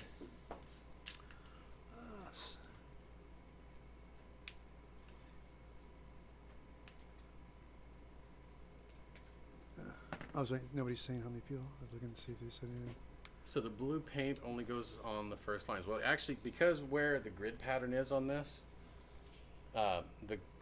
only the grid pattern is exposed after the laser is done. The Yeah. laser actually cuts out the paper, and then you paint over it with blue, pull the paper off, paint the whole thing black. So Yeah, the yeah. blue lines are the first that goes down on the, Right. on this business. What glue do you use to hold these tubes in? I use super glue on one end, and then physics does the work on the other end. Got it. Okay. So the way this works, let's switch over cameras Yes. here. So you guys. So cool. All right, so we have, if I may, Sorry, let me get out of the way. so these holes, I pre-drilled all these holes because of placement. So this just fits in here like so, And you just. and then you bend it until it, and it's a lot of hand bending, and you got to be real careful while you bend it, otherwise it'll break. Yeah, I've noticed that because this. This stuff is not the greatest. Well, it's what they had in the 70s. Yeah. And then now I'll knock that off, but that's okay. It's pretty standard for the course. There are 21 current watchers. Oh, fantastic! That sounds good. Sounds about right. And then once we get it, after we've scraped the paint out plenty,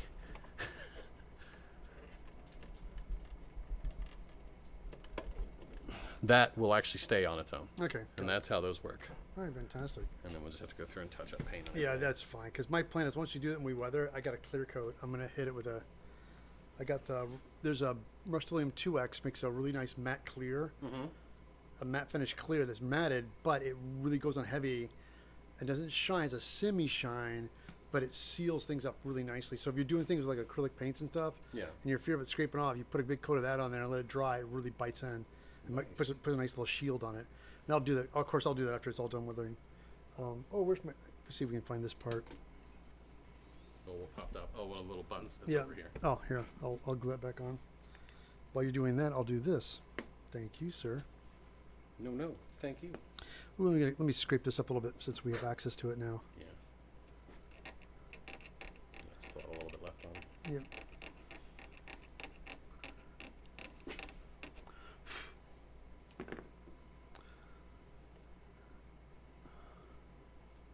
This is why I boss. Ooh, no such thing as too much.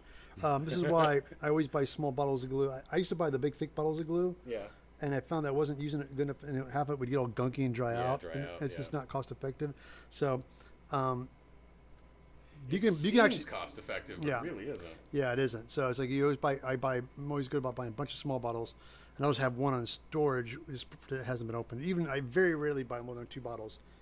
And if down on my second bottle, then I'll buy another one. But right now, usually it's like because I don't use super glue as much in my foam fabricating career. So Yeah, it's not as effective on foam, is it? it still works. I love it for detail parts. If you're putting on rivets, for like foam pieces like this. Oh, for example, right here, this Battle Sister helmet. Yeah.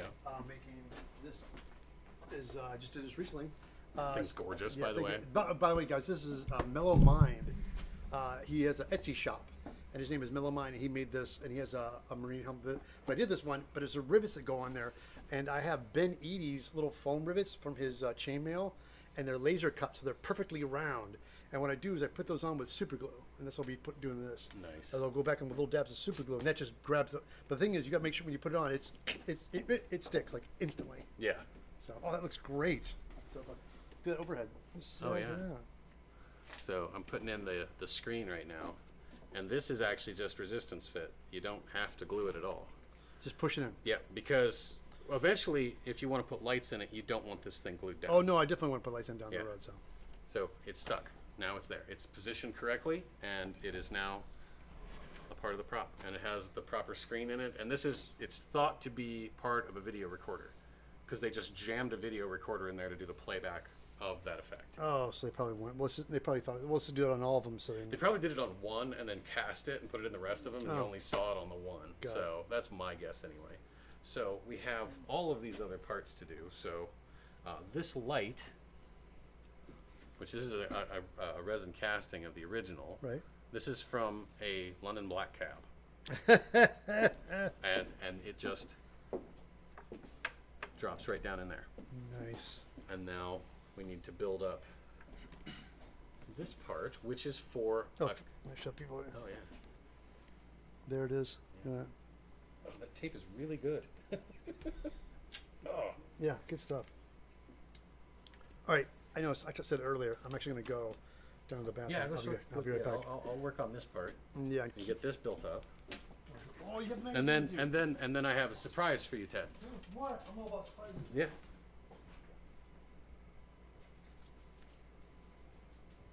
Arg.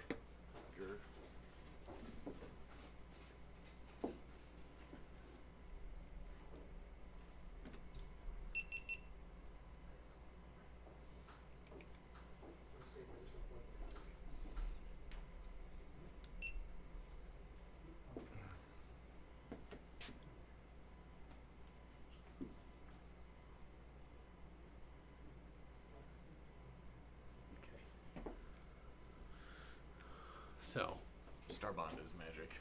Starbond is magic. So this little component right here is a laser cut copy of the lock from a Vauxhall automobile.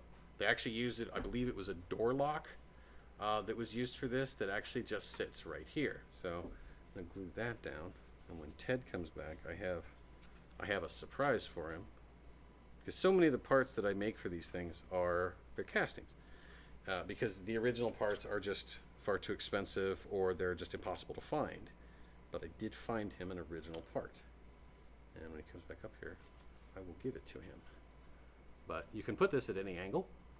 Doesn't really matter, because ostensibly they would use this to turn it on, I guess. But we'll show the what's that? I want to make like The just key make system those- work? Yeah. I've seen a couple of them where people have done that. They've taken the ones I built and they modify them.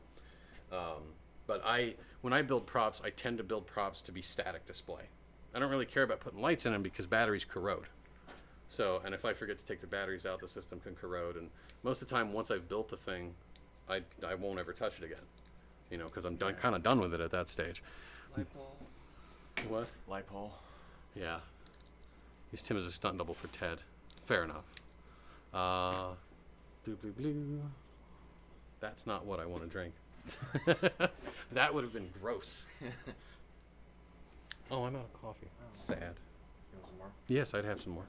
Yes, have some. But if anybody is interested in finding out more about the stuff that I do and the prop work that I do, check out my YouTube channel /props to history. I'd appreciate it a great deal. And Ted is back. I'm back. Ted, Thank I you, have Paul. I have a surprise for you. All right, go. All right, so I just showed everybody this right here, the lock, which came from this is a laser cut copy of it. It's from a Vauxhall automobile, believed to be a door lock. Now, I make a lot of these out of resin parts and cast parts, but this is a real Vauxhall key. Oh, awesome. So this,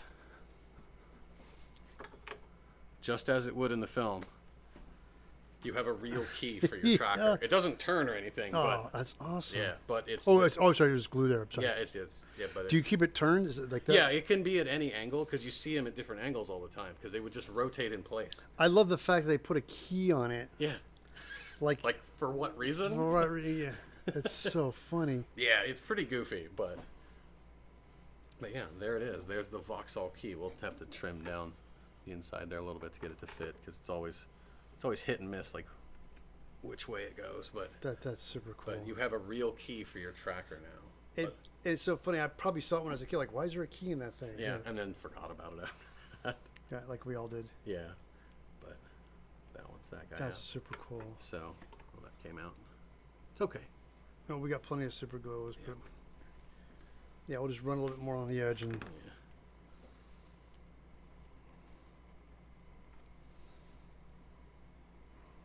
Perfect. Like nothing happened. All right. Now we have that little small probe Small. to go on. Oh, and that Where'd is. that guy go? Hold on. It's was it something that was painted or? Yeah, it was the one like from the Boba Fett. Oh, you're replica. right. That Yeah, guy. we sure did. We had it. Hold on. It's got to be on this table here. It could be underneath anything here. Let's start looking. I painted this morning. Yeah. I actually painted silver. Mhm. It should stand out. You would think. Right. Hold on. Where go? Yeah, we painted it. Hold on. Well, the cool part is I brought spares if we truly can't find it. Yeah, but it's hold on, because it just, It's got to be hanging out somewhere. you know, let me start moving stuff around. Let's see. I have a feeling it's gonna be right in front of us. Oh yeah, it's staring at us at the moment. Hold on, it's gotta be somewhere, because I saw it, and this morning I actually remember seeing it going, oh, that's silver, when I was looking at the pictures. So I took it earlier and painted it, and we talked about what things were, and that was one of the things we talked about. Mm-hmm. And we had it on this table, and what we did was I think we moved things off as we started building, right? Yeah. This is how real builds go. You Yeah. lose parts and then you got to hunt for them. Hold on. We need to recruit your help. We're looking for the piece. There's a piece of the tracker. The Boba Fett probe. Oh yeah, the Mitchell arm. Yeah. It is. Thank you very much. It's somewhere. We need it.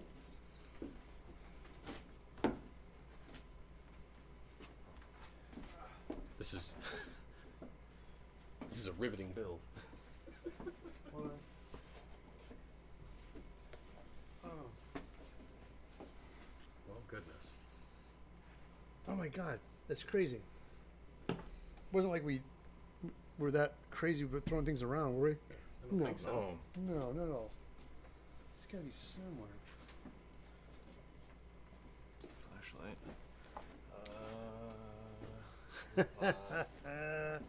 Hooray for Hollywood. Da, da, da, da, da, da, da, da. All right, All right. Well, we can put the primary probe on. The big one. the big one. Oh, The big one. you know the earpiece thing, right? That's already installed. That's already installed. Yeah, it's just basic green. Yeah, it's the silver thing. Yeah, it's Good the silver God. thing. So maybe we'll find it while we're doing this. Okay, let's go. Okay. Shift your Here. coffee out the way. Yeah, or use it as a brush cleaner. Or that. That's inevitable. All right, these guys are dry. Let's go ahead. I'll throw this in the pile. All right. So we're gonna resplit this thing. All right. Set that off to the side. We're actually not gonna put it back together for a bit because we got to put the other lights on and the switch got and it. a couple of other things. So now this is the one that I have embedded the threaded rod into. So Right, and this goes to the screen. it goes through the screen.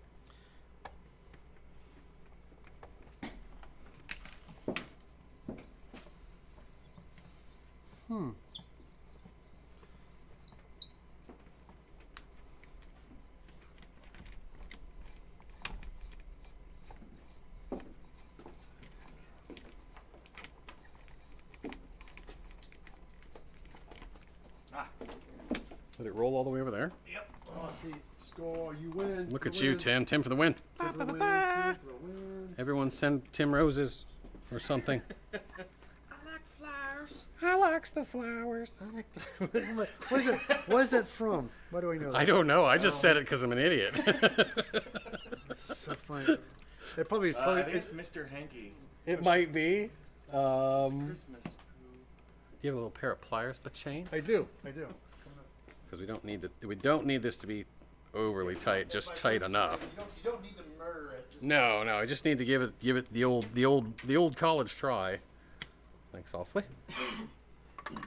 Oh, anyway, my wife was asking, you guys, after this, you want to eat something? Or Tim, are you, I like food.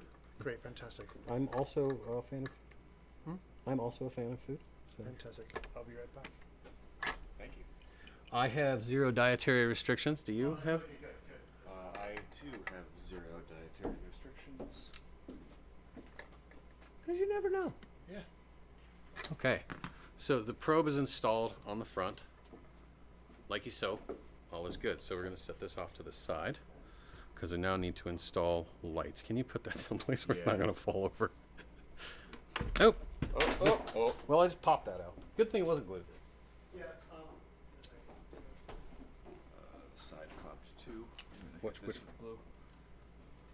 Oh, that, yeah, it wasn't. I didn't put a whole lot of glue on that, so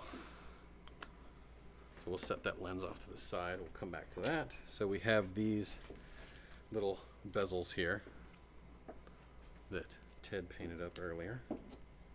Little trim pieces. Now, you only need the 3 So we've got that one there. I need a little bit of super. Oh, he's got another bottle right here. Good Lord. Smacking your head. I hit my head on everything, man. I need an applicator. Thank you.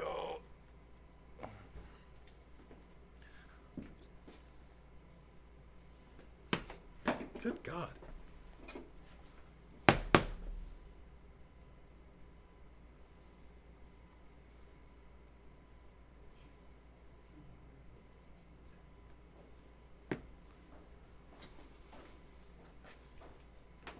And this does not require a whole lot of glue because you don't want too much getting on the finish. Yeah, one of my friends was like, "Hey guys, keep an eye on that camera, move it over so you can see what they're doing." I said, "It's chaos over here." Right? It's chaos. Dogs and cats living together. Mass hysteria. Right, and then we still. Oh, can you chuck up a small drill bit? I can. Ted? And can you show me what size drill bit you would like? About that big. Hmm? About that big. Hold on. That's good enough. All right, perfect. So we've got those two bezels in place, and now we're going to put the switch in. This switch, there is a little toggle switch like this on the original prop, one version of it anyway. Thank you. And I install these so that if someone wants to come back later and add lighting, they already have a switch in place that can operate it. So.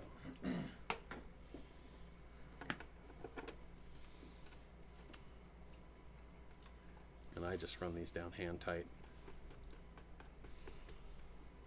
Again, don't have to murder it. No. Well, you want to be able to take it out again too. Right. So that's well. And then these lights, which I talked about earlier, these are castings of the original lights that are used on these. And they, again, nobody knows what the part number is, but it's believed that there's something used by the British military at some point. So is that big enough for an LED? Is that Yep, this? that's just the hole is just there for an LED to sit at the bottom. That's a small LED. Is there? Yeah. Well, if you want, you can blow the holes out too later. But I start with smaller holes so that they're not oversized. Oh, got it. Because the light just has to shine through. That's Oh, all. I see what you're saying. Yeah. Got it. Because you can run an LED strip across the bottom, Oh, okay. and then that light will still shine through. Because it doesn't need to be direct light for these. Got it. And then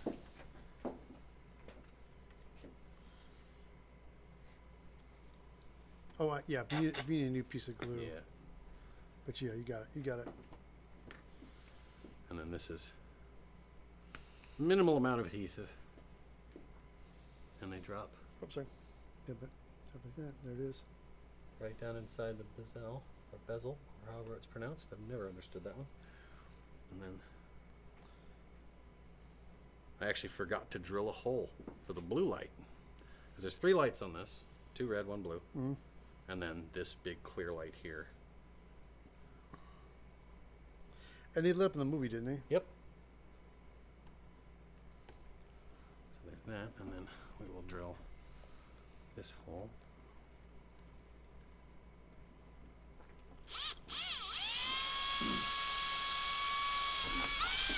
And again, with this old plastic, drill slow, because it melts quickly.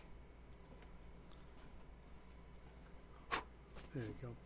Really quickly, everybody who just joined us, we are making the Alien Tracker today from the 1979 movie Alien, and been talking about the build and all the crazy junk they stuck all over it.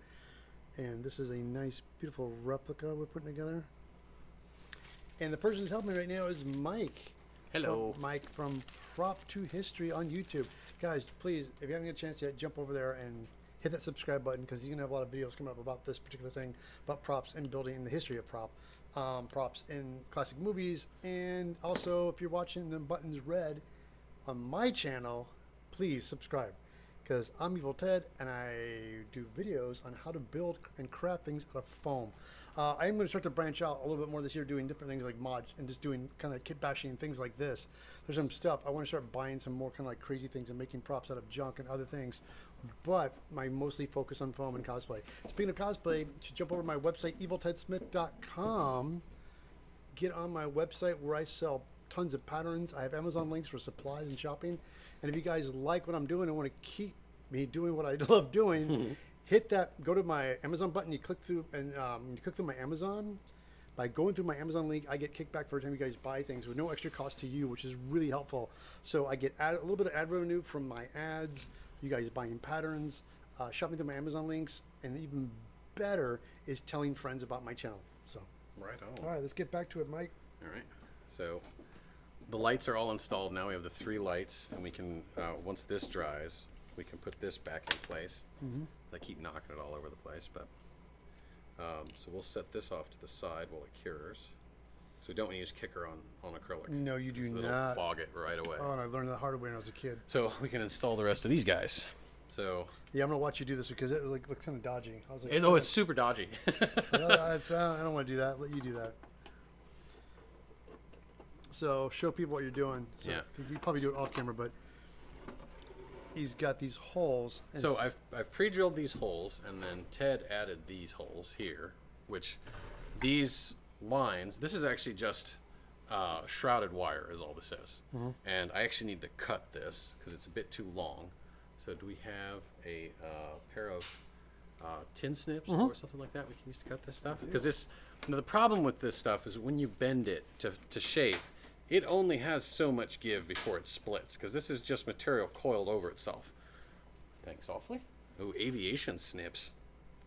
I don't mess around. I worked in aviation for 17 years. I never used these. Oh, how funny. And that's not true. I did use them occasionally, but not as often as you would think.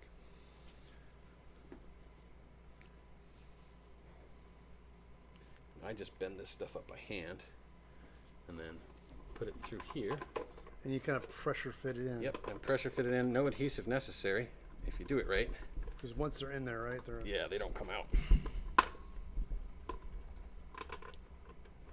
And then we do the same thing with the third one.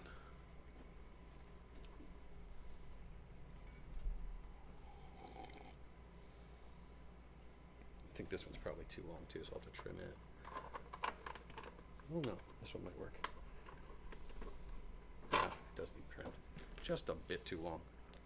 just a tad. Just a bit outside. Maybe right.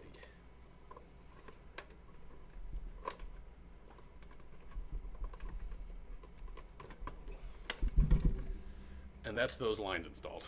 There it is. Yeah. So now, I like it. I like the black paint scraping off. yeah, that it kind of fits too because of how this is going to get beat up.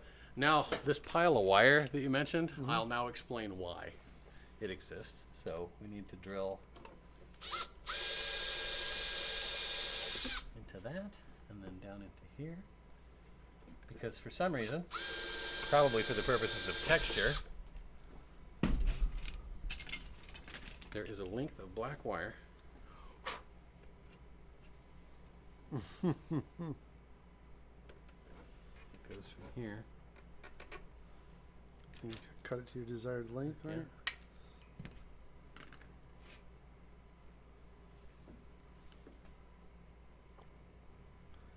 A little bit less. Well, it's in my coffee now. That's all right. Good for you. They all say that. Yeah. Good for you. And then, oh wait, I better go there.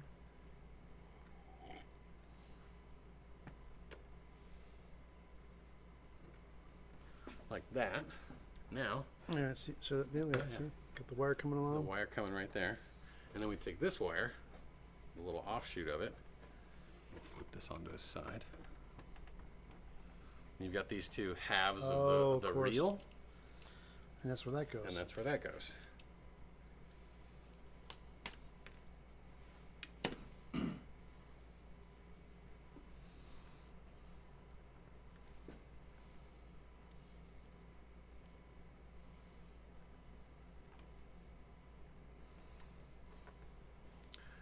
Let that dry for a minute. And then we can actually slot it back together. Oh, okay.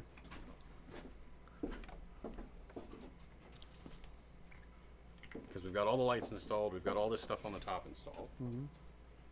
Thank you.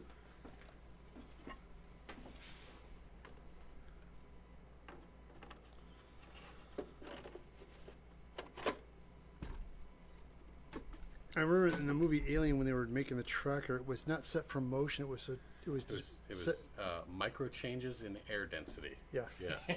Micro changes in air density, my ass, is the famous line from Sigourney Weaver, too, involving these things. So that needs a little bit more adhesive to stay on. And there's, you have pop rivets, right? I do. So we will need some pop rivets to install the sensor that goes right here. Okay. And I'm going to drill the holes for that. I have a drill bit for the pop rivets. Okay, perfect. I believe I put it in my pop rivet kit, so I don't have to keep digging for it all the time. Nice.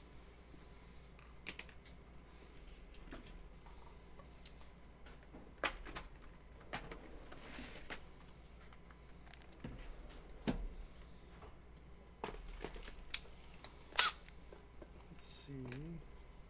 Sorry. Table's getting crowded. All right. Oh, did we find that small probe? The, We did, yes. The Mitchell? Yeah, Yeah. the Mitchell. Where's that at? It's somewhere. We put it on the table. As is tradition. Yeah, he found it. I thought I put it right back up here. There it is. There it is, right there. Here's your rivet. The top rivets. And here's your drill bit. Perfect.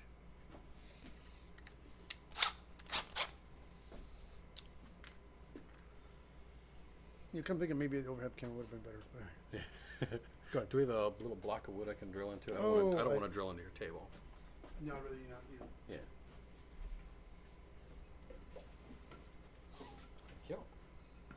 So these little metal tabs that I made, these are for mounting the probe that goes right there.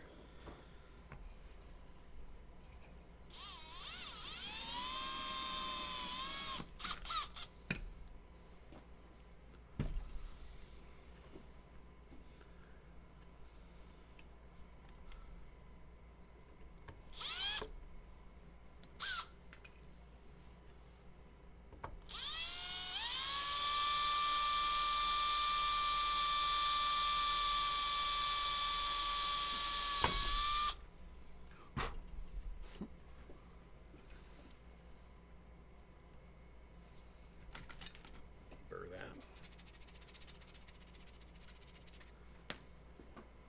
And you handed me a pop rivet. There it is. Pop rivet gun, sir. Thank you.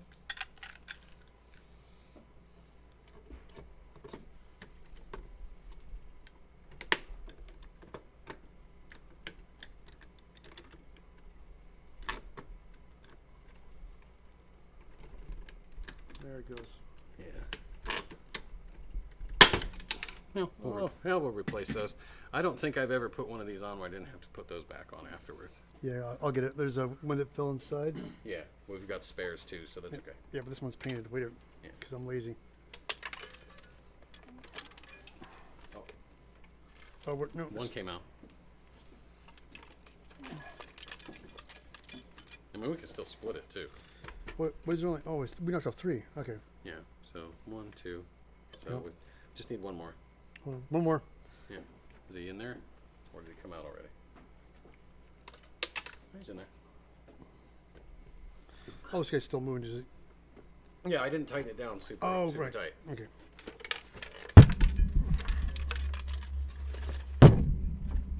Let's just split it. Looking for you. No, oh no, I realize this is what's moving around. Is this guy's Oh. not, he's not glued in, so No. that's all right. Yeah, we'll just split it. It's okay. Yeah, in the meanwhile, too, we'll just, everybody's like, Ted, what are you doing? The show must go on. Hold on, I will. I'm just going to, All right. since we're doing it, let me just, should we go back on? Pop rivet. Talk about pop rivets. All right, here you go. Pop, pop, Pop rivets. Pop rivets. Everybody, talk about pop rivets. Talk about pop For rivets. the younger generation, Pop, that's pop, really old pop, music. Pop rivets. Yeah, it's stuck in my head. Yeah. We were working on a show and we were doing a lot of pop rivet, and we broke into, and we started making it into a song, and then everybody realized, what? I'm like, never mind, you guys are too young to understand it. And that song got the crap played out of it. Oh yeah, it did. That was during the dance era. Uh-huh.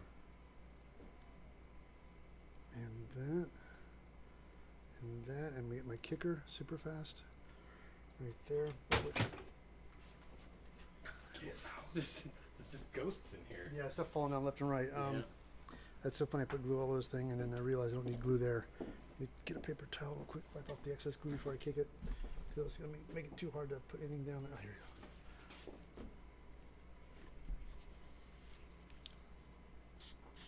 we go. Yeah, there we go. Now it's not going anywhere. Yeah, that goes right. Okay, now. All right. So this is the sensor that goes right here. And this is a what's called a found part or a real part. This is the correct sensor for this prop.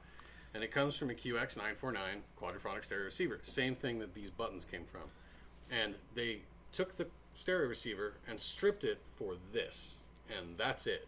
And it had this on here? Yeah, it had that whole pattern on there. And there's 2 wires coming from this probe that go up into the base of it here that actually turns the lights on in this. And it's got 4 little arrows that point at it. And it's only on in one scene for a split second, but that was actually the probe that was used for it. And we're going to mount this one to yours because the casting that I had was a bad casting. Okay. So I'm going to make you a new one and then swap out for this real one because the real one's going to go on mine when I build it eventually. Good. But for right now, we're going to use this guy. And you need to drill a hole for Yep, that. drill a hole for it and then put a screw in it. Got it. And then I use this one to line up the other side that mounts it. Oh, because there's 2 mounts. That's right. Got it. So that graph was already inside the speaker. Mm-hmm. So in post, they put lights in it. No, it came with those lights. Like out of the stereo, it came with those lights. And this actually lights up when 12 volts is applied to it. Oh, okay. Yeah. And so they just used it. And they just used it as is because they're like, that looks good. We'll go with it. Because I think in the movie we bought it as a directional thing. Yeah. Don't drill your finger. No, I'm not. I'm just getting it to bite so that I can back it.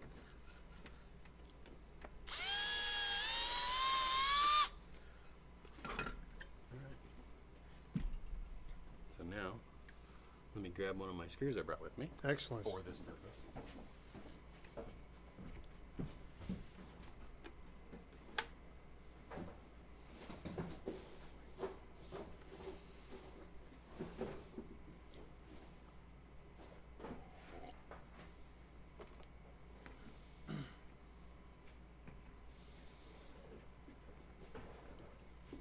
How's everybody holding up out there?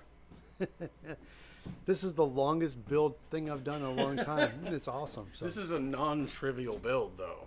I mean, there's a lot that goes into building these things, and it's unfortunate, but it takes for absolute ever, and I need to set up. Do you have just a hand Phillips head? Just to Hold on. I'll grab one. I did. So I don't want to put too much pressure on this old plastic. That's the problem with using parts from old stuff, particularly this old style of plastic. It's very brittle, so you don't want to put a power tool to it, because otherwise it'll strip it out right away.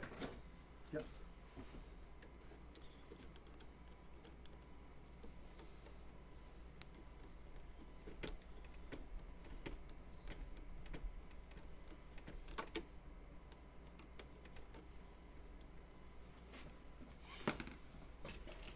And then this other piece, No, I see it goes right there. technically it's kind of at an angle, Right. so, but it changes prop to prop. So No, exactly. But they wanted to use that thing, so they just kind of stick it on there. yeah. So, and sometimes it's either, you'll have, depending on which prop you're looking at, you'll have 2 rivets down here or 1. We're just going to do 1 Right. because it's easier that way. The whole thing with the storyline in the movie was Brett threw these together. It was Ash, the android, that threw them together. I Oh, think that's right. Was it? I think it was Ian Holmes' character that did it. Ash, and then Because he said, well, I can put some stuff. We can try to, yeah, throw something together, and he said micro changes in air density and.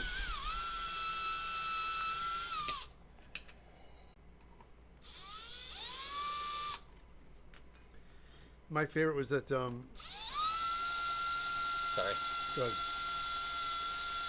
For all you fans of Alien, the movie, there's a great box set they put out.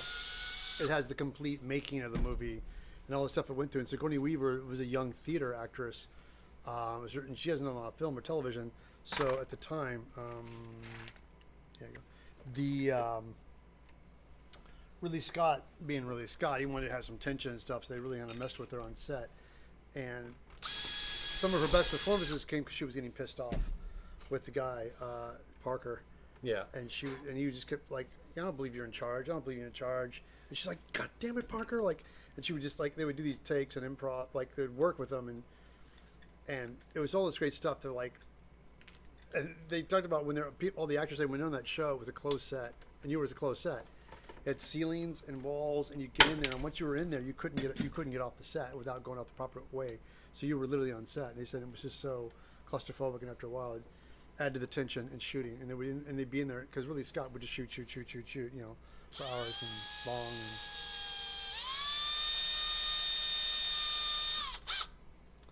But the performances were just amazing. And there's shots of the flamethrower when he comes back.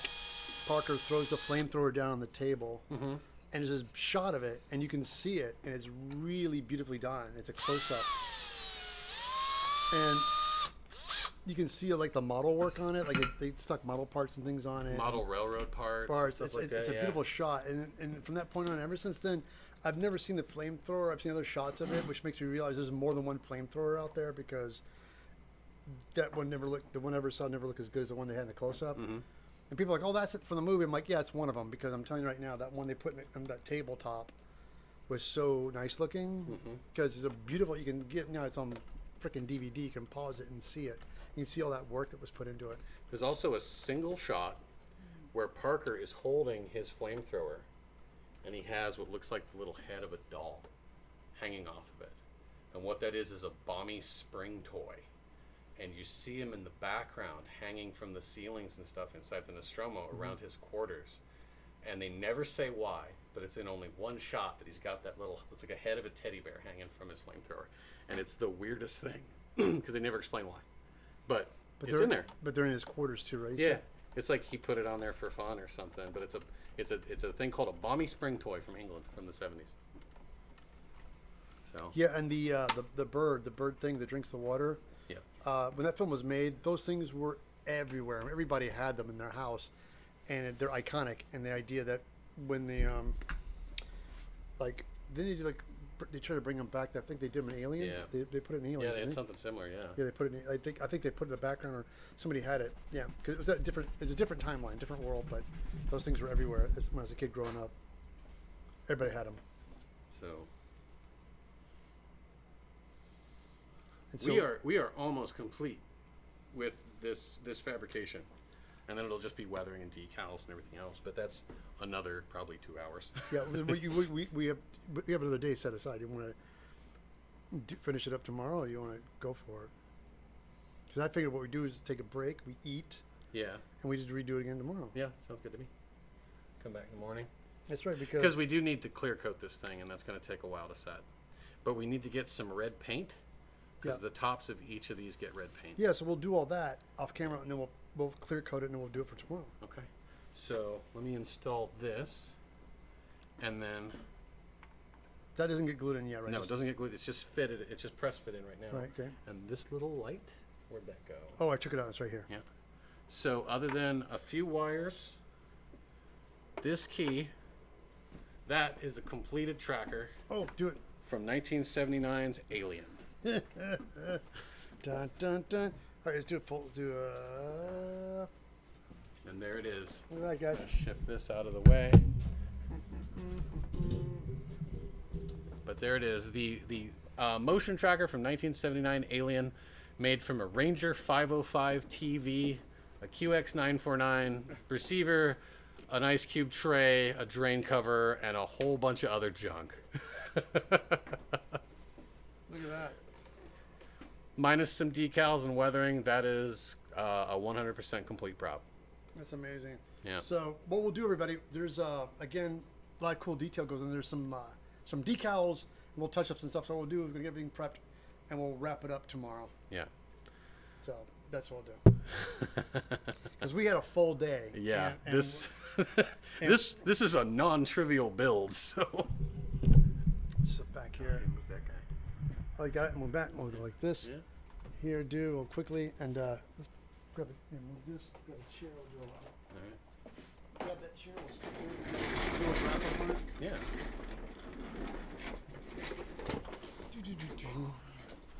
Comes in close. Microphone. Put that right there, babe. Sounds good. Oh my goodness, guys! Everybody, Oh, Ted, thank you so much for inviting me in here. I really appreciate this. this has been awesome, and guys, Yeah. what we're gonna do is we're gonna come back again tomorrow. We're gonna, if our people, this is generally it.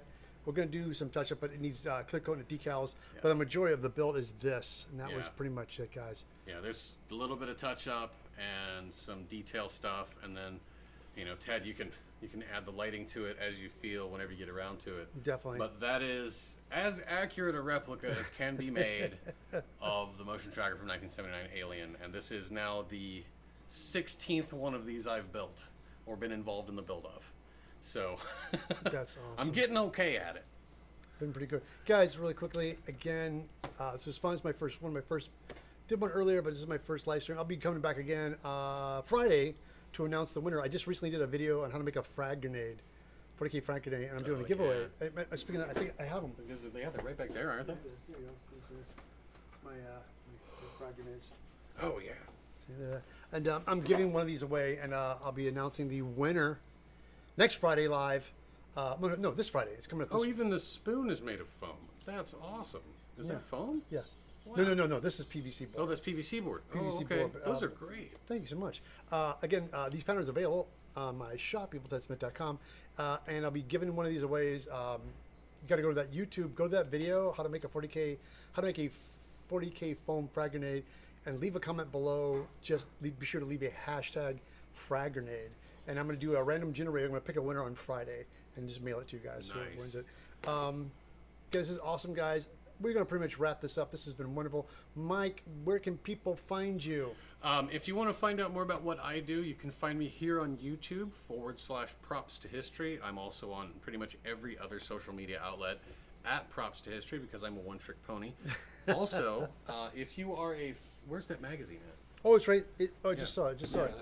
If you are an amateur filmmaker and you need a cleared prop magazine for your film, Earl Hayes Press here in California has officially turned me into a rentable prop. So you can contact Earl Hayes Press at earlhayespress.com and order one of these. I don't know how much they cost. They gave me this one for free. But you should absolutely get yourself one of these, and please, if you're a filmmaker, put it in your movies because I really want to see my face in a movie. It's totally cleared. I don't get paid for it, but I don't care. I'll go a long way for a joke. So again, props to history on any social media outlet. Again, Ted, thank you so much, this man. was so this wonderful. has been badass. I love Yeah, it. it's been fun. And sorry, there's a little bit of a glitch this morning because we were recording and realizing we weren't streaming. I forgot to hit the broadcast button because it's different than it does on Twitch. But it's guys, again, but thank you so much. We're gonna wrap it up and get something to eat because we are hungry. Yeah, It's we've been a at full- this for a minute now, haven't we? All right, well, everybody, thank you very much. And I'll sign off the way I always do. Props to history. Catch you back next time right here on the Evil Ted channel.